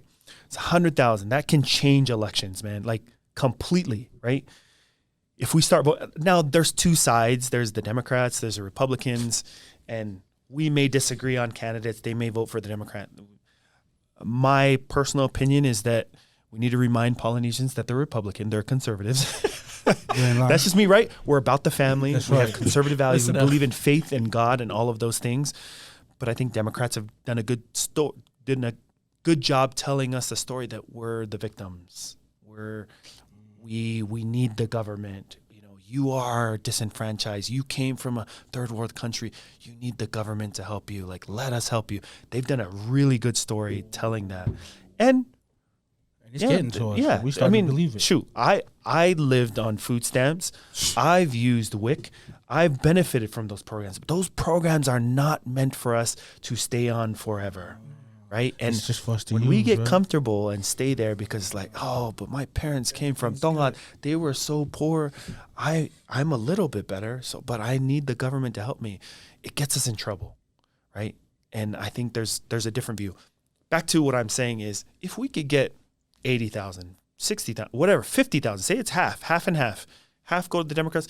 Even if we did that and there's two groups of Polynesians to vote for certain candidates, it would completely change the game in Utah. That's crazy because, look, me growing up, I've always seen that, what's it called? Vote, right? People always promoting that. Vote for the president or whatever. Yeah. And to me, I'm like, bro, what does my vote matter? I'm just one vote. Cousin, I used to think that, yeah, right? I know. But he just broke it down, cousin. Well, I'm like, 100,000? Everyone votes. See, I'm just thinking about me. Yeah. That's how everyone You know thinks, what I mean, bro. cousin? But there's 100,000? 100,000. And you hear President Trump and and Biden are running, right? And they talk about the black vote. They talk about the Hispanic vote and how important that is, right? It's a big thing. In Utah, it could be, how do we get the Polynesian vote? You know what I mean? That's powerful. You know, we had a Raise the Tide event. We had the governor there, right? I sat down next to the governor. I'm speaking to him, interviewing him, and we had about 500 Polynesians there. I don't know that we've had another Polynesian event with a governor of Utah sitting down talking to our people. I've never heard one. Right? Me neither. There's power in it, right? Then we had Burgess Owen, a congressman at our last event, speaking to our people, right? That's the power, is when we start voting and coming together, there's a power there. But the thing is, we've got to get over we've been a little bit changed. I don't think it's Americanized, because I think America, the core values are great. But now we've got into this feeling of, I don't want to share. I don't want to love. I don't want to give. You know, if I found a success in my business, I'm not sharing it with you. I'm not going to tell you that this is mine, right? And that's yours, right? We've got to get back to the core values of Polynesia, which is the love and giving, sharing, right? Yeah. Is sharing. The reality is, what I tell people all the time is, your little secret that you think you've found, all the Palangis are doing it. I'm sorry, that's not your secret. That they're all doing it too. Not only do they know it, they're sharing it with each other. Yes. That's why they're all rising together. Yes. And unless we start getting over that and start sharing it with each other, we will not rise. We cannot raise the tide of our people if we're keeping to ourselves and we're selfish, right? So we've got to share. Big games, cousin. Hey, get into it, Doug, because look, our people, we lightweight like that. Like, we love to see our friends do good, but a lot of support them. We don't like to see them do better than us. Yeah. They start doing better than us, then the natural stuff start coming. We start teasing. Hey, look at this guy. Yeah. They're making a podcast. They think that stuff's tight. Yeah, we'll talk though. We'll talk though. Yeah. That's how polys are. Yeah. And it's always our people, cousin. But look, knowing us and knowing where we come from, when we like united, is strong. It's different. Like really take care of each other. Different. Really, really. Like what your dad took care of the whole family. Yeah. And that's on nothing. You don't gotta give me nothing. That's just love. So we have like the both sides of it. The worst part and the best part. Yep. They'll act like they love you. They ain't gonna support you. Then you have the people who really just love you and will support you no matter what you do. Yeah.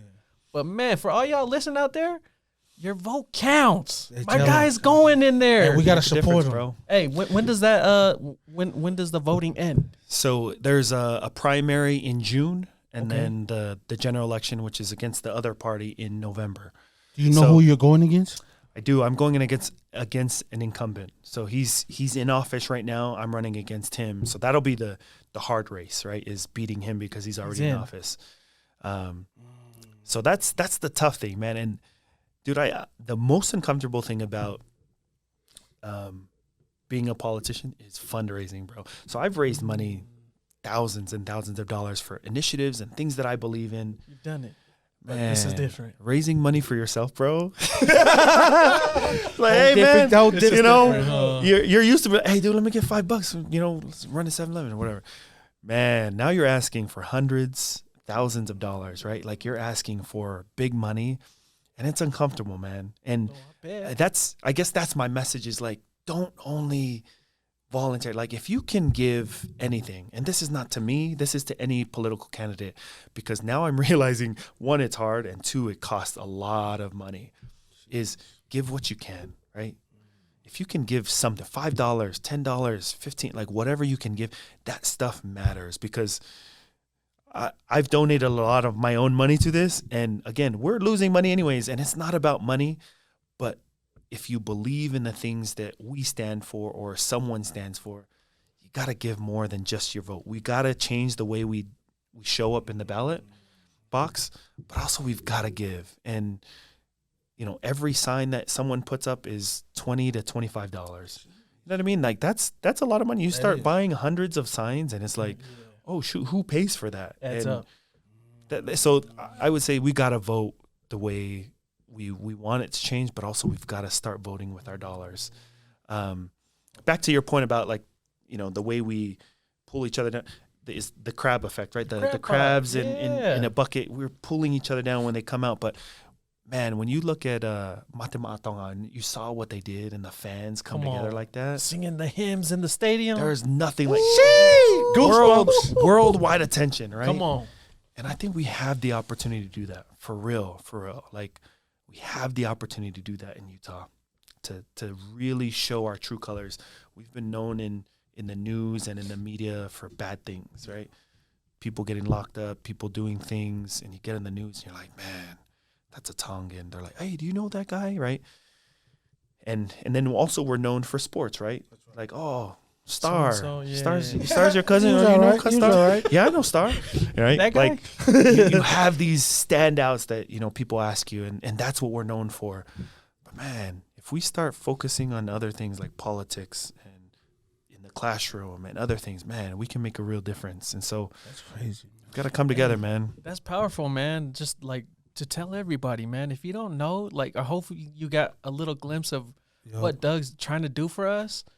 Do your own research, man. Look into what he's pushing, and once stand you behind know, him, man. the vote's not enough. We gotta support him. Let's throw the money, man. We throw money everywhere else. We ain't lying. We can't throw money at this. You know what I'm saying? Like, stop throwing the money at the Towa and throw it at.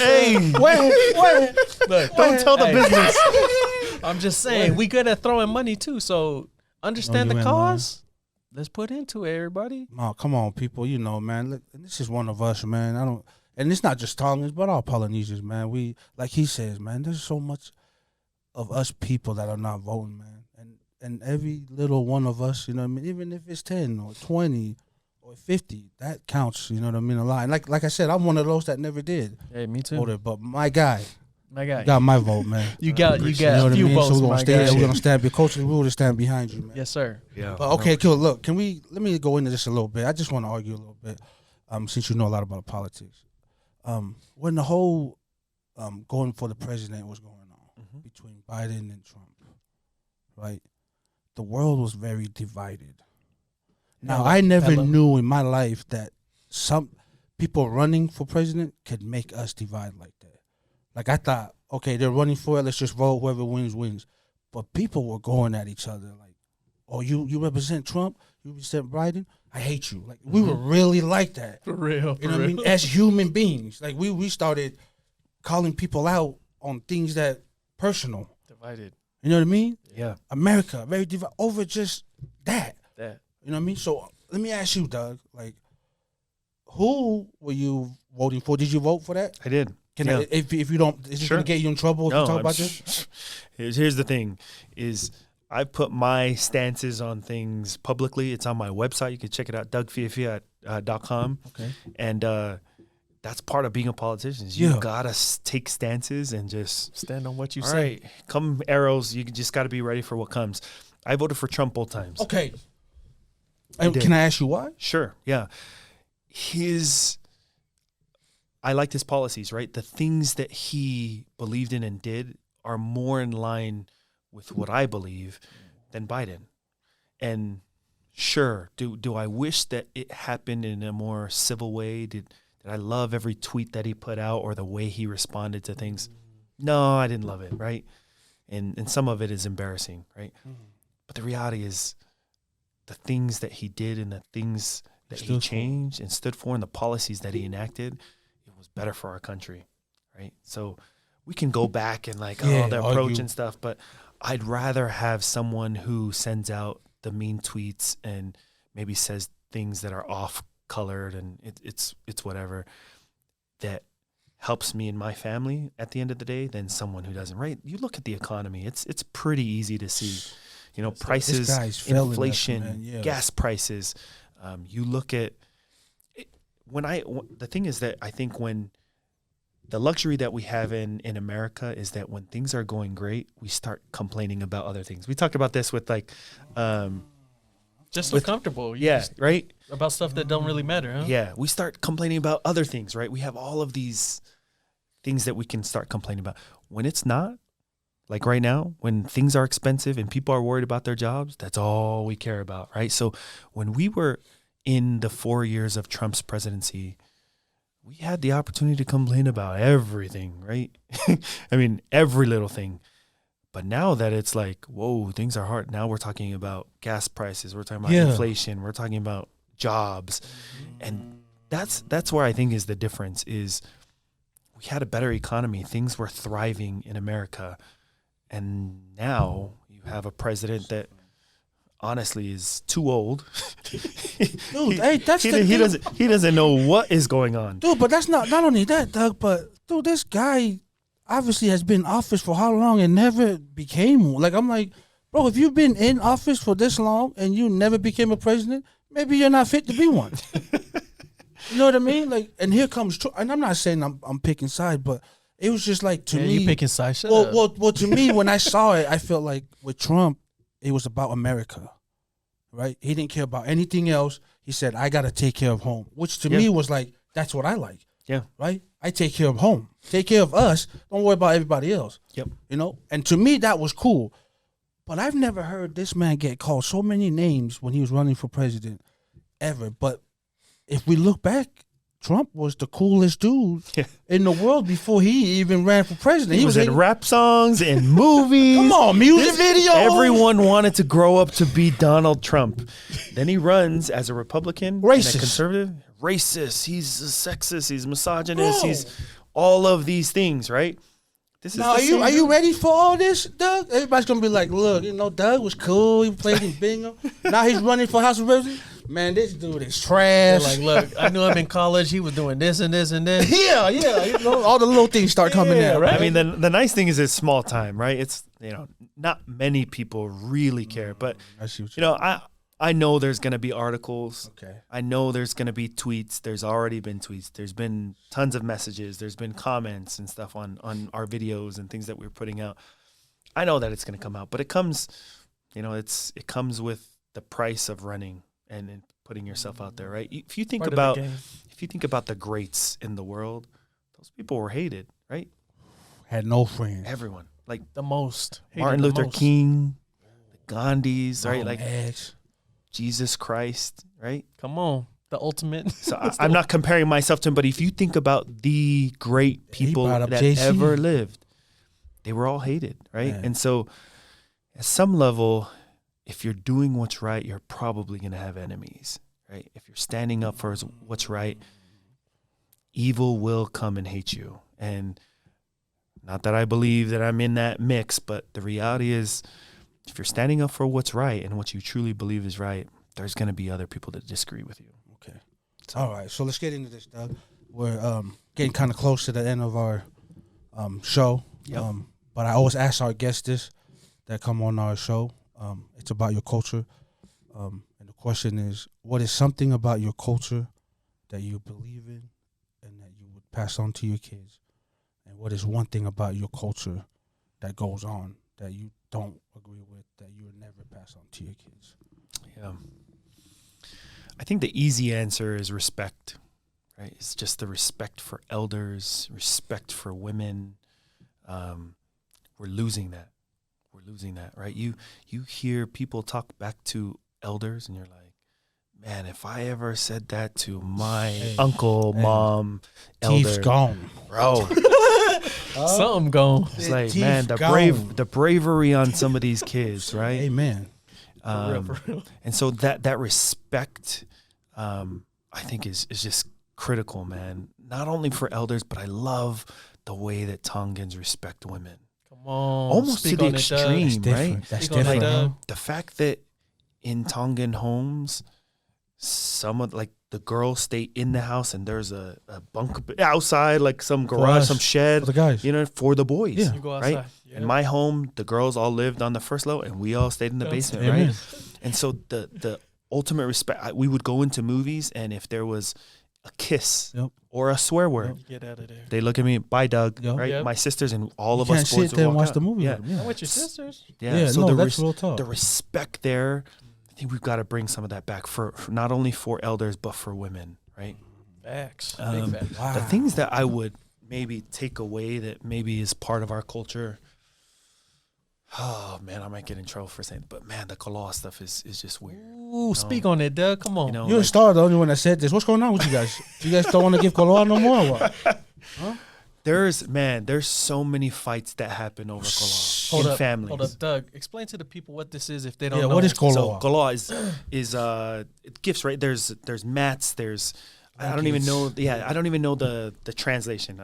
It's the American, but in me. But basically, at any funeral, wedding, birthday function, right? There's these gifts that families bring, right? Typically, at a funeral, right? Families will come and visit your family and have what's called koloa. They have the blankets, the mats, and then they bring the food and stuff. But the koloa is like the things that are worth, right? It takes time to make. It costs a lot of money, right? And so you give that, and the family collects it or whatever, and sometimes they re-gift it and give it away. And this stuff is worth a lot of money. Yeah. And so families fight over who is it supposed to go to, right? And if there's ever a question of, if us three are brothers and you're the oldest and you're the youngest, I'm the middle, and someone gives us koloa, it's like, well, I'm the oldest, I should get it. And it's like, Comes to me. well, it's my birthday, so I should get it. I'm the favorite. Right? And it's like, but when they came and gave it, they said it's for you. That's right. So there's 3 things, right? You're the oldest, so you say you get it. It's my birthday or my wedding, so I think I should get it. They gave it to me. But they came and they gave it to you. And so this causes so many problems in families, right? Oh, well, you're the fahu, so you should have got it. But it was my wedding. Don't bring in the fahu, Doug. Yeah, we're going Hey, way Doug, you better watch out now, Doug. You better watch out. The fahu just gonna take it and put it under the mattress anyway.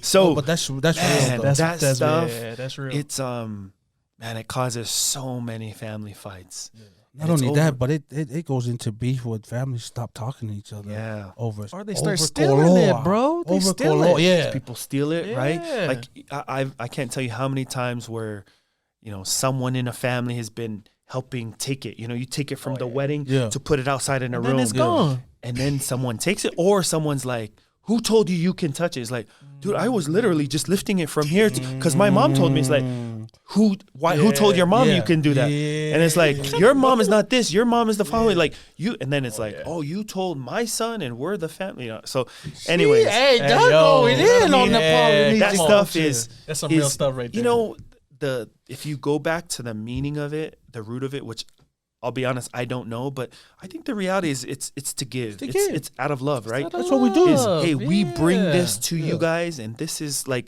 our form of probably money before we had money, right? That's a physical form of love. I put my heart, tears, my sweat into this ngatu. This is all I got. That's a piece of art. Yeah. And I'm gifting it to you. You know what I mean? Like, I feel love. Yeah. But for us.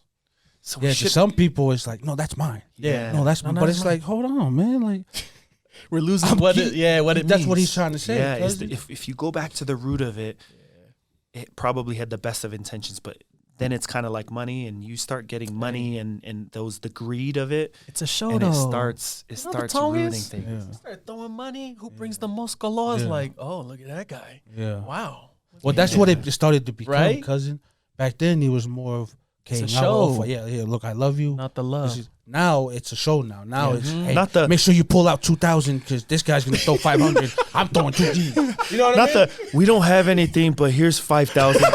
Dude, shut the. Dude, don't stand up in my way. Like, hey, just go buy some, some soda and some McDonald's. Here's $10,000. Like what? Hey, those are the guys you go shit. Namu better. All right, hey, look, Doug, I got another one for you, man. What's one thing you can take out of your culture that you feel has shaped your identity the most? From your Tongan culture, man, what's that one thing you could say, if I didn't have this, I wouldn't be who I am today? Great question, cousin. I'm going to just throw this out there. Like, I think when you go back to the roots of our people and you look at how they navigated the seas, right? Like using the stars, tapping into some using wind, animals, the temperature of water, and navigating every little the seas, right? I'd like to believe that I am trying to navigate a lot of firsts. I'm a first generation college student, first generation American. Come on, trying to break ceilings, right? And when I look back to, you asked the question, like, how did you do that? Like, why would you do that? Stupid. Like, why would you run for student body president? How did you believe? Yeah.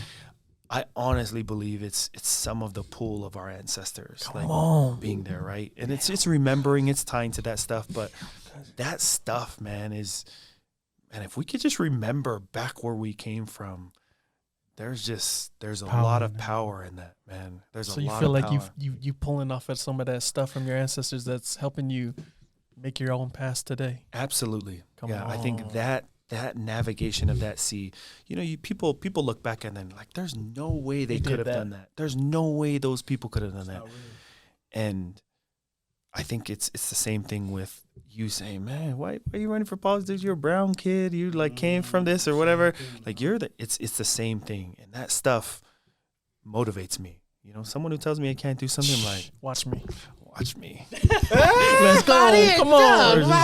Come on, man. I'm about to text 1,500 people that post this video, it's gonna go viral because we made it viral. I appreciate you, bro. Me and Boss texting everyone in our context. Hey, I only got my wife. That's it. I got like 10 people, but we in there. Okay. So yeah, Doug. So we're getting close to the end. Yeah. We play a game called rapid fire questions, where we just ask you crazy questions and you gotta answer them. Okay, let's go. You can give explanation if you want, but if you just want to say the answer, that's cool too. Okay. So I'll go first, Doug. Who is the GOAT of basketball? Michael Jordan. Let me get 3. Hands down. I didn't even finish one. You didn't even have to You say Tiger Woods? Come on. No, he's going to say basketball. He's going to say Michael basketball. Jordan? Yeah, bro. Easy, huh? Easy. Doug, and here I thought you were a very intelligent guy that went to school. Change your mind, huh? Yeah, That's how you know you're not intelligent. It seems like you don't know what you're talking about. Were you in Tongan when he was playing? I think so. I was watching another bald guy jumping around. Now I understand. Hater. All right, let's go. All right, Doug. Favorite Polynesian dish? You can make the perfect Polynesian plate.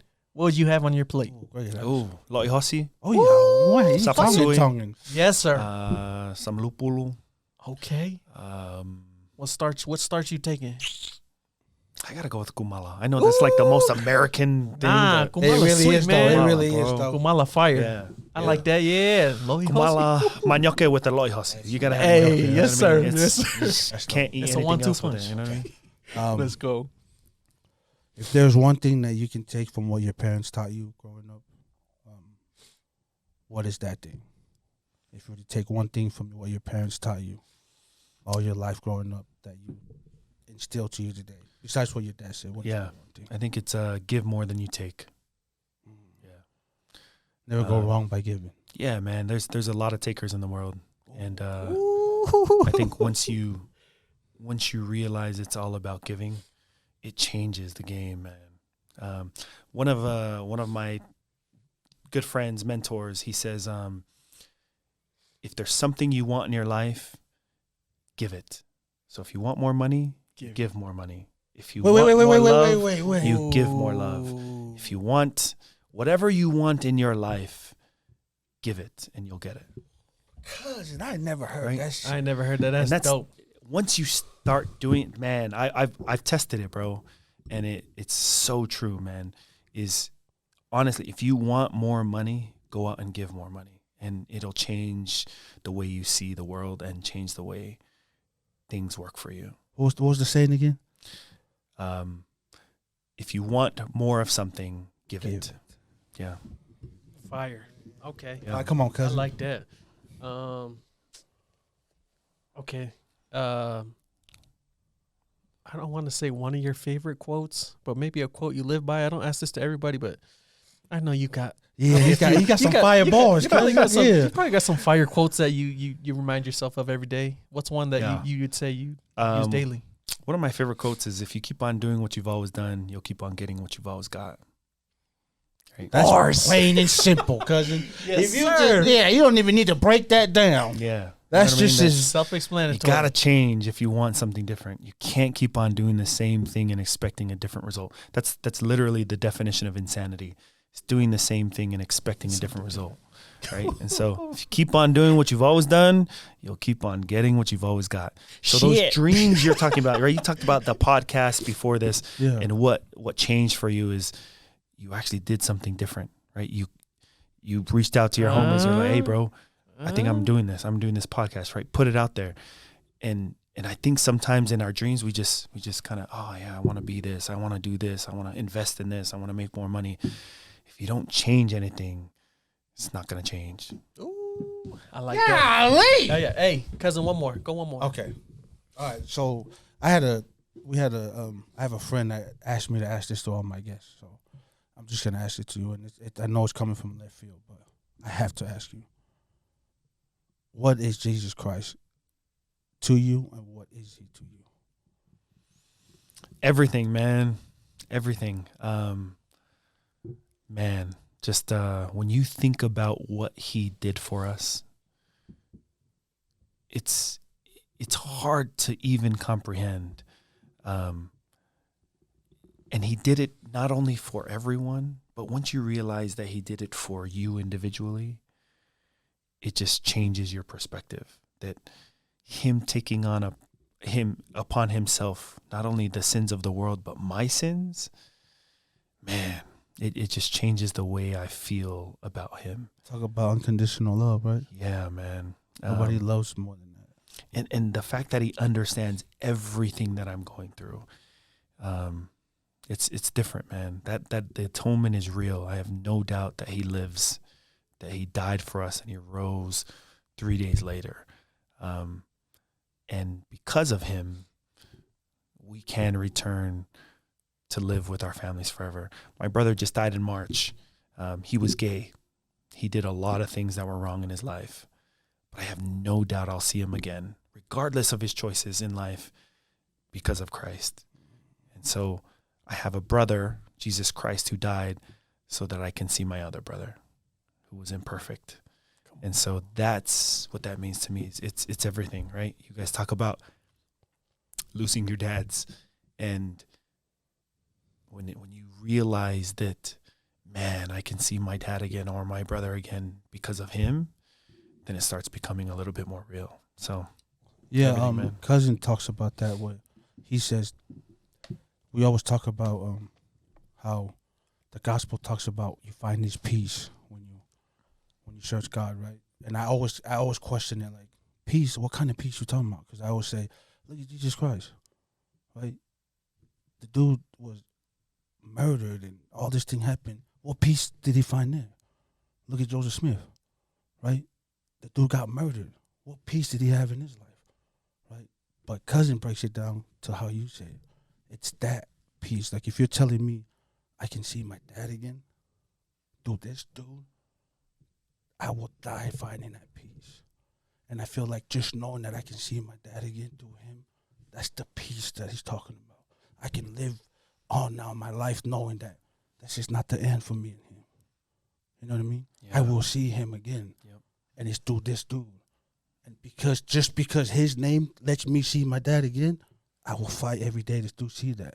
Yeah, that's the little piece that we talk about when you find him. Yeah. It's not you laying out in the sun in Hawaii saying, man, this is the life. This is peaceful peace, right here. No, right? Not that peace. No.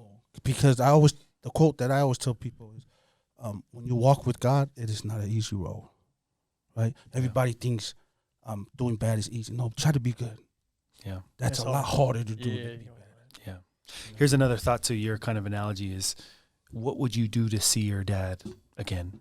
Ooh, even better. Everything, right?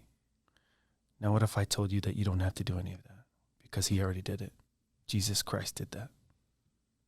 You just got to follow us. We're going to commercial. Come on, you know what I mean? Man. That's when you start seeing the real atonement is, I would give everything to see my brother today or right now or to see him again. And I don't have to do it. I don't have to do any of that because Jesus Christ already did it. He paid the price. Got to show up, brother. Come on. Amen, bro. Dang, bro, you want to make me ask one more question after you ask that question? That's why I asked it, because we're going straight into. Thank you guys for. No, just kidding. Go ahead, cousin. Ask your last one. Hey, I appreciate you for breaking that down, man. Yeah, bro. We'll talk. Real, that was a lot of people get uncomfortable when I ask them that question, man. But to me, like I said, you gotta ask. I'm just asking. Yeah, gotta ask. All right. Let me shake that off. Like, come on, my fault, man. My fault, man. You taking us back to church? How many times you go back to church? You know what I'm saying? All right. Okay. All right, Doug. Say, look. Everything runs good. You get in. Things are solid for like 10 years. You stay in the house. You're doing all the things you're supposed to do. You're helping all these people. They say, Doug, hey, why don't you go run for president? What's Doug saying? Oh, I knew this question was coming. Come on, everything's lining up. You did everything you said you were going to do. 10 years from now, still in the house. Yeah. Nah, here's the thing, bro. Is come on. I will continue to run for office as long as I can continue to give and do good. Office as in presidential office? So once they cut that off? Presidential office? I mean, is president in the cards? Probably not. Like, I don't know that's like, I want that attention. I want that, right? Say you got the urge, like, again, just like you got it right now. He's saying you can help. You can help. The thing is, I will look. This is the way I say it: is I will continue running as long as I can continue to do good, and the more good, I will continue to run for offices that will help me do the most good for all Americans. And so whether that's president. Which I don't think that is, but I'll run for the House. I'll never know. I'll do whatever Obama, I need to Obama. do. 2045, President Fiefia. I'm calling it right now. Let's go. Hey, but look, if there were any time that you would run for whatever you're running, and they come up to you and said, "Hey, we gotta leave your religion out of this," or your religion, you can no longer be that. Would you give up whatever you're running for your religion, or would you say, "Okay, this is important to me to give up my religion. Okay, let's do it." There's no way. No? There's no amount of money or what? No, there's no way, man. Just you know the games they play. There's a lot of money in there, and I think that's what gets tricky with some politicians, right? Is there's special interests. There's groups who offer money, who offer different things, right? That are enticing, and we go back to remembering, man. You can't forget. Can't forget where you came from. Never forget. Can't forget those things, right? Like just the same way I was all the way out if my wife said no, if for some reason it ever came into where I had to compromise on my values, on my religion, my belief in Christ, I'd be all the way out, and it would be an easy decision. It would be the easiest decision of my life is if someone said you have to choose Christ or choose the church or this. See ya. Bye. Yeah? Yeah, just bro. like that. Easy for you? Because the reality is, I know why I'm here, and it's not to be a politician. I am here on this earth to build the kingdom of God. That's it, man. Come on, do as much as I can to build the kingdom of God and return to live back with Him, our Savior Jesus Christ, and my family. And all these other things, even this office, they're all just parts of ways that I can help. But if any way I got left or I got off that path of that purpose, I'm jumping off. I'm like, see ya. Like, my values are veering off. Oh, I got to jump off. I got to leave, right? If any job, if any friendships, if anything takes me off of that path, it's the easiest thing I have to. If any time I get off of that path and I just remember quickly, oh, this is my purpose, it's done, right? Any relationship, it's done. Any amount of money, done. And I think if you can figure out what your purpose is, which I think all of our purpose is the same, though, if you need a lesson, I can come to your house and teach you. Or watch out. Go to church. Hey, we just had one today. I know. We went to Sunday school. Come back next week. But if you can just keep your focus on your purpose, solid. Everything else falls in line. And just go back to Him if you forget, man. If you forget what you're supposed to be doing, and if these little parts that come, like what job you should take or what school you should go to, or, if you should run for office or what, opportunities you should take. And if you involve Him and you're on the path, He'll remind you, no, that's not part of it. Oh, yep, that is. I want you to do that because I need to use you this way, or I need to teach you this. You need to learn this in order to get there. So you're trying to say that no matter what you choose in life, you got to involve Him in it. Absolutely. You can't do it by yourself. No. Every decision I've made, I can honestly say that I feel that God has told me, this is what you're supposed to do. And it's always, most of the time, 9 out of 10 times, it's been the most inconvenient thing. I went back to school to get an MBA.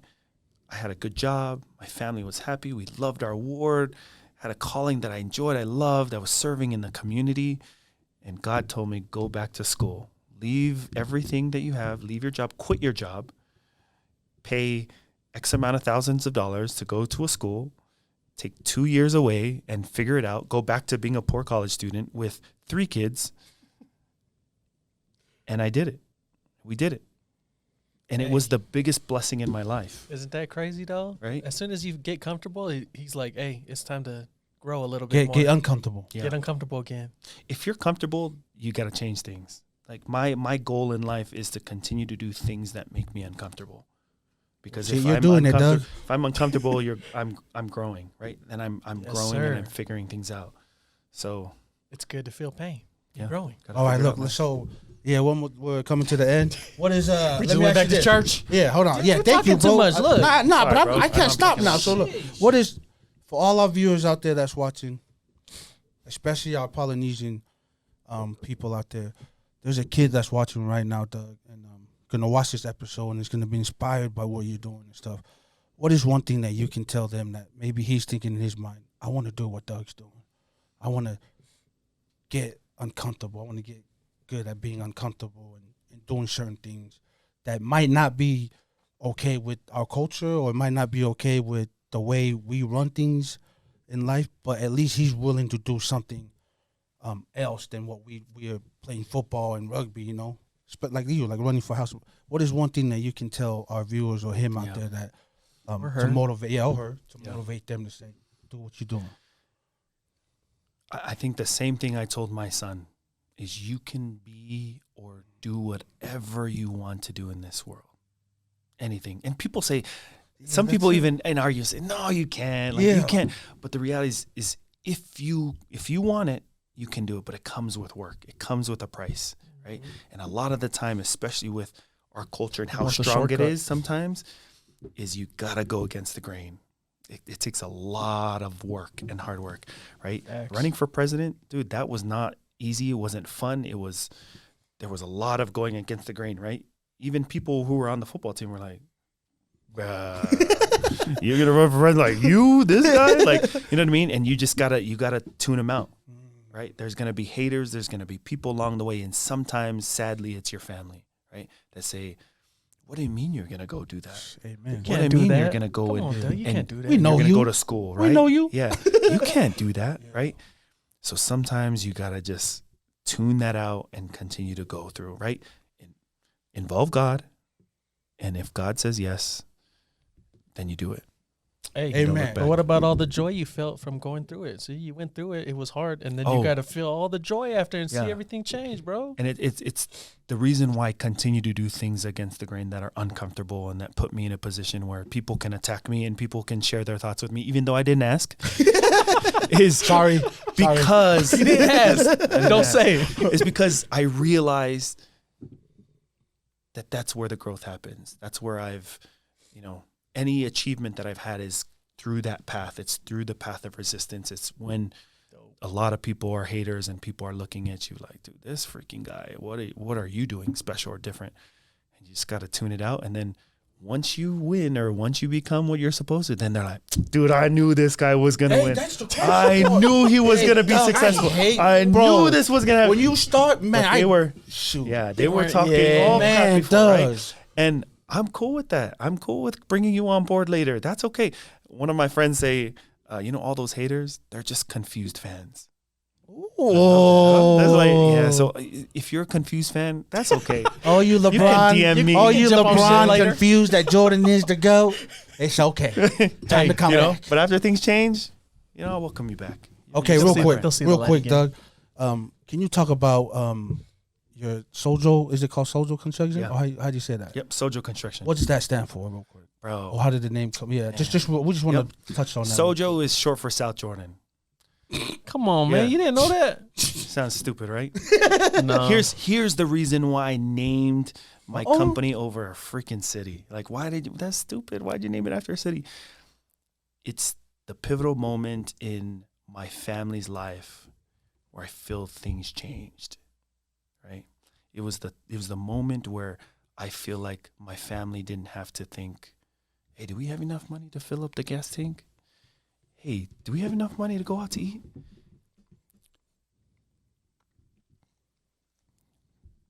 Do we have enough money to feed the kids? Right. It was that move, right? South Jordan was our promised land. Safe haven. Right? It was the new beginning. And so that's why I named it Sojo Construction. Is I want that to much remember that forever. It will be a part of my name forever because that was the change. That was the thing that changed for me and my family. Hey, Sojo raised you right. She raised you right. I tell my homies all the time, I'd name one of my kids Provo because Provo raised me right. I feel like that's what South Jordan did for you, and that's dope to hear, my guy. So man, I just wanted to touch on that because I've seen you on the interview where you were talking about you have raised the tide and then you have Sojo Construction. Dope. And it's just crazy to me because I was thinking, man, this kid grew up hating you out there. Dude. And now he owns it. You told me 5 years ago years ago that I would own and run a construction firm was like, dude, you crazy, bro. I am not lifting a hammer. I'm not lifting a tool in my life, bro. We are not doing that. That's not a part of my story. I went to school, so I never have to do this again. And came back full circle, bro. Quick story, though. Okay. Dude, I hated construction. It was terrible, bro. I go on my mission, and hurricane hits. Like, within 3 months of my mission, there's a hurricane. Crazy. It was like everything devastated. You're like, so that's why I came we here. stayed in a chapel for 2 weeks. We took a bath in the baptismal font. That's our shower. We you couldn't talking about wash the clothes. missionaries? Yeah, missionaries. Stayed in a chapel. We slept in the rooms on cots. We didn't wash our clothes. Like, the relief society come pick up our clothes like once every 3 days, bro. Yeah, it was bad. And then we just shower in the baptismal font. Run it. Like, all right, you got 30 seconds. Go shower. So bad, right? Devastated, right? Trees, homes, everything. So we're cleaning every day. We go out. We do service. Mormon Helping Hand shirts, our yellow shirts. We're doing service. And then one day, and this is me, I hated drywall. And my dad, that's what we did growing up. One day, senior missionary comes and says, does anybody know how to do drywall? Bruh. And I'm like, ding! This dude is funny, man. Oh, right. I thought I was never doing this again. Got him. So like, I raised my hand. He's like, for real, you do it? I'm like, yeah, my dad did it. We did it growing up. I know how to do everything. He's like, for real? He's like, yeah. So, dude, for the next year, look at that. The next year, I traveled around the Houston area doing drywall, bro. It would just put me in up hating. You had no idea your dad was teaching you this. Hey, but how many lives you blessed by knowing how to do drywall? Yeah, bro. You hated it your whole life growing up, and then he ended up. But it's like his blessing dad knew. I'm preparing you. You don't know what for, but you about to find out. Honestly, it came. Yeah. God, so, bro, sense of humor, huh? Sense of humor, that's man. What's up? Hey, again, Doug. I want to thank you, man. Honestly, man, thank you for reaching out back to me, man. Whatever you're doing, man, we stand behind it, man. Like I said, I'm not a big politician, into politics and all that stuff, man, but just seeing one of my own, man, inspired me, man. So I want to bring you on the show, man. I want to give you your flowers, man. I want to tell you, man, thank you, man, and keep doing what you're doing. Thank you for sharing your testimony on here, man. We went to church a couple of times, but to be honest, though, man, we really just wanted to bring you on here, man, to thank you, man, for going against the tide, man, for showing my kids that it's okay to go the other route than what I did, man, to find yourself. You know? Hey, real talk, man. Yeah, I just want to say thank you too. I mean, a lot of people are starting to pick up on this show, and it's important, bro. You're making waves. You're making real waves that these guys need to see. And as a people, man, let's stick together. Let's stand behind my guy right here. Let's show Utah that we can change the tide with our votes and the money. But again, man, giving you your flowers, Doug. Thanks for being brave enough to step into that position, man, because like we talked about, it's not an easy part, man. It's hard. There's a lot of things coming at you, so man. we appreciate man. Appreciate it, man. Appreciate it. Just the last thing for all people, because you brought up a good point, just like people always say that to me is, I'm not into politics. You may not be into politics, but you're into paying taxes, paying for food, paying for education, paying for gas. So you really are in it then, huh? Yeah. Whether you like it or not, you don't know you're in it. You're into politics, and you either pay for it and not have a say, or you have a say and you pay for it. So you gotta be involved. You gotta stand up for the things that you believe in, right? Because the people that represent you control how much you pay taxes, how much you're doing. Like, they control our schools. And so you got to speak up. DougFiefia.com is the website. Search me on Instagram, TikTok, Facebook. Follow me. Follow our journey. It's going to be an exciting year, man. We're going to do some big things with this campaign, hopefully get into office, and then we can make some real change on the state level. So, hey, let's go, man. Hey, we'll get you back in here when you in there. Yeah, real talk, though. Hey, again, man, appreciate you, man. Yes, sir. Our fans, Doug Fiefia, again, man, much love, man. And, I don't know why Michael Jordan's still but, bye. Let's go. Welcome back. We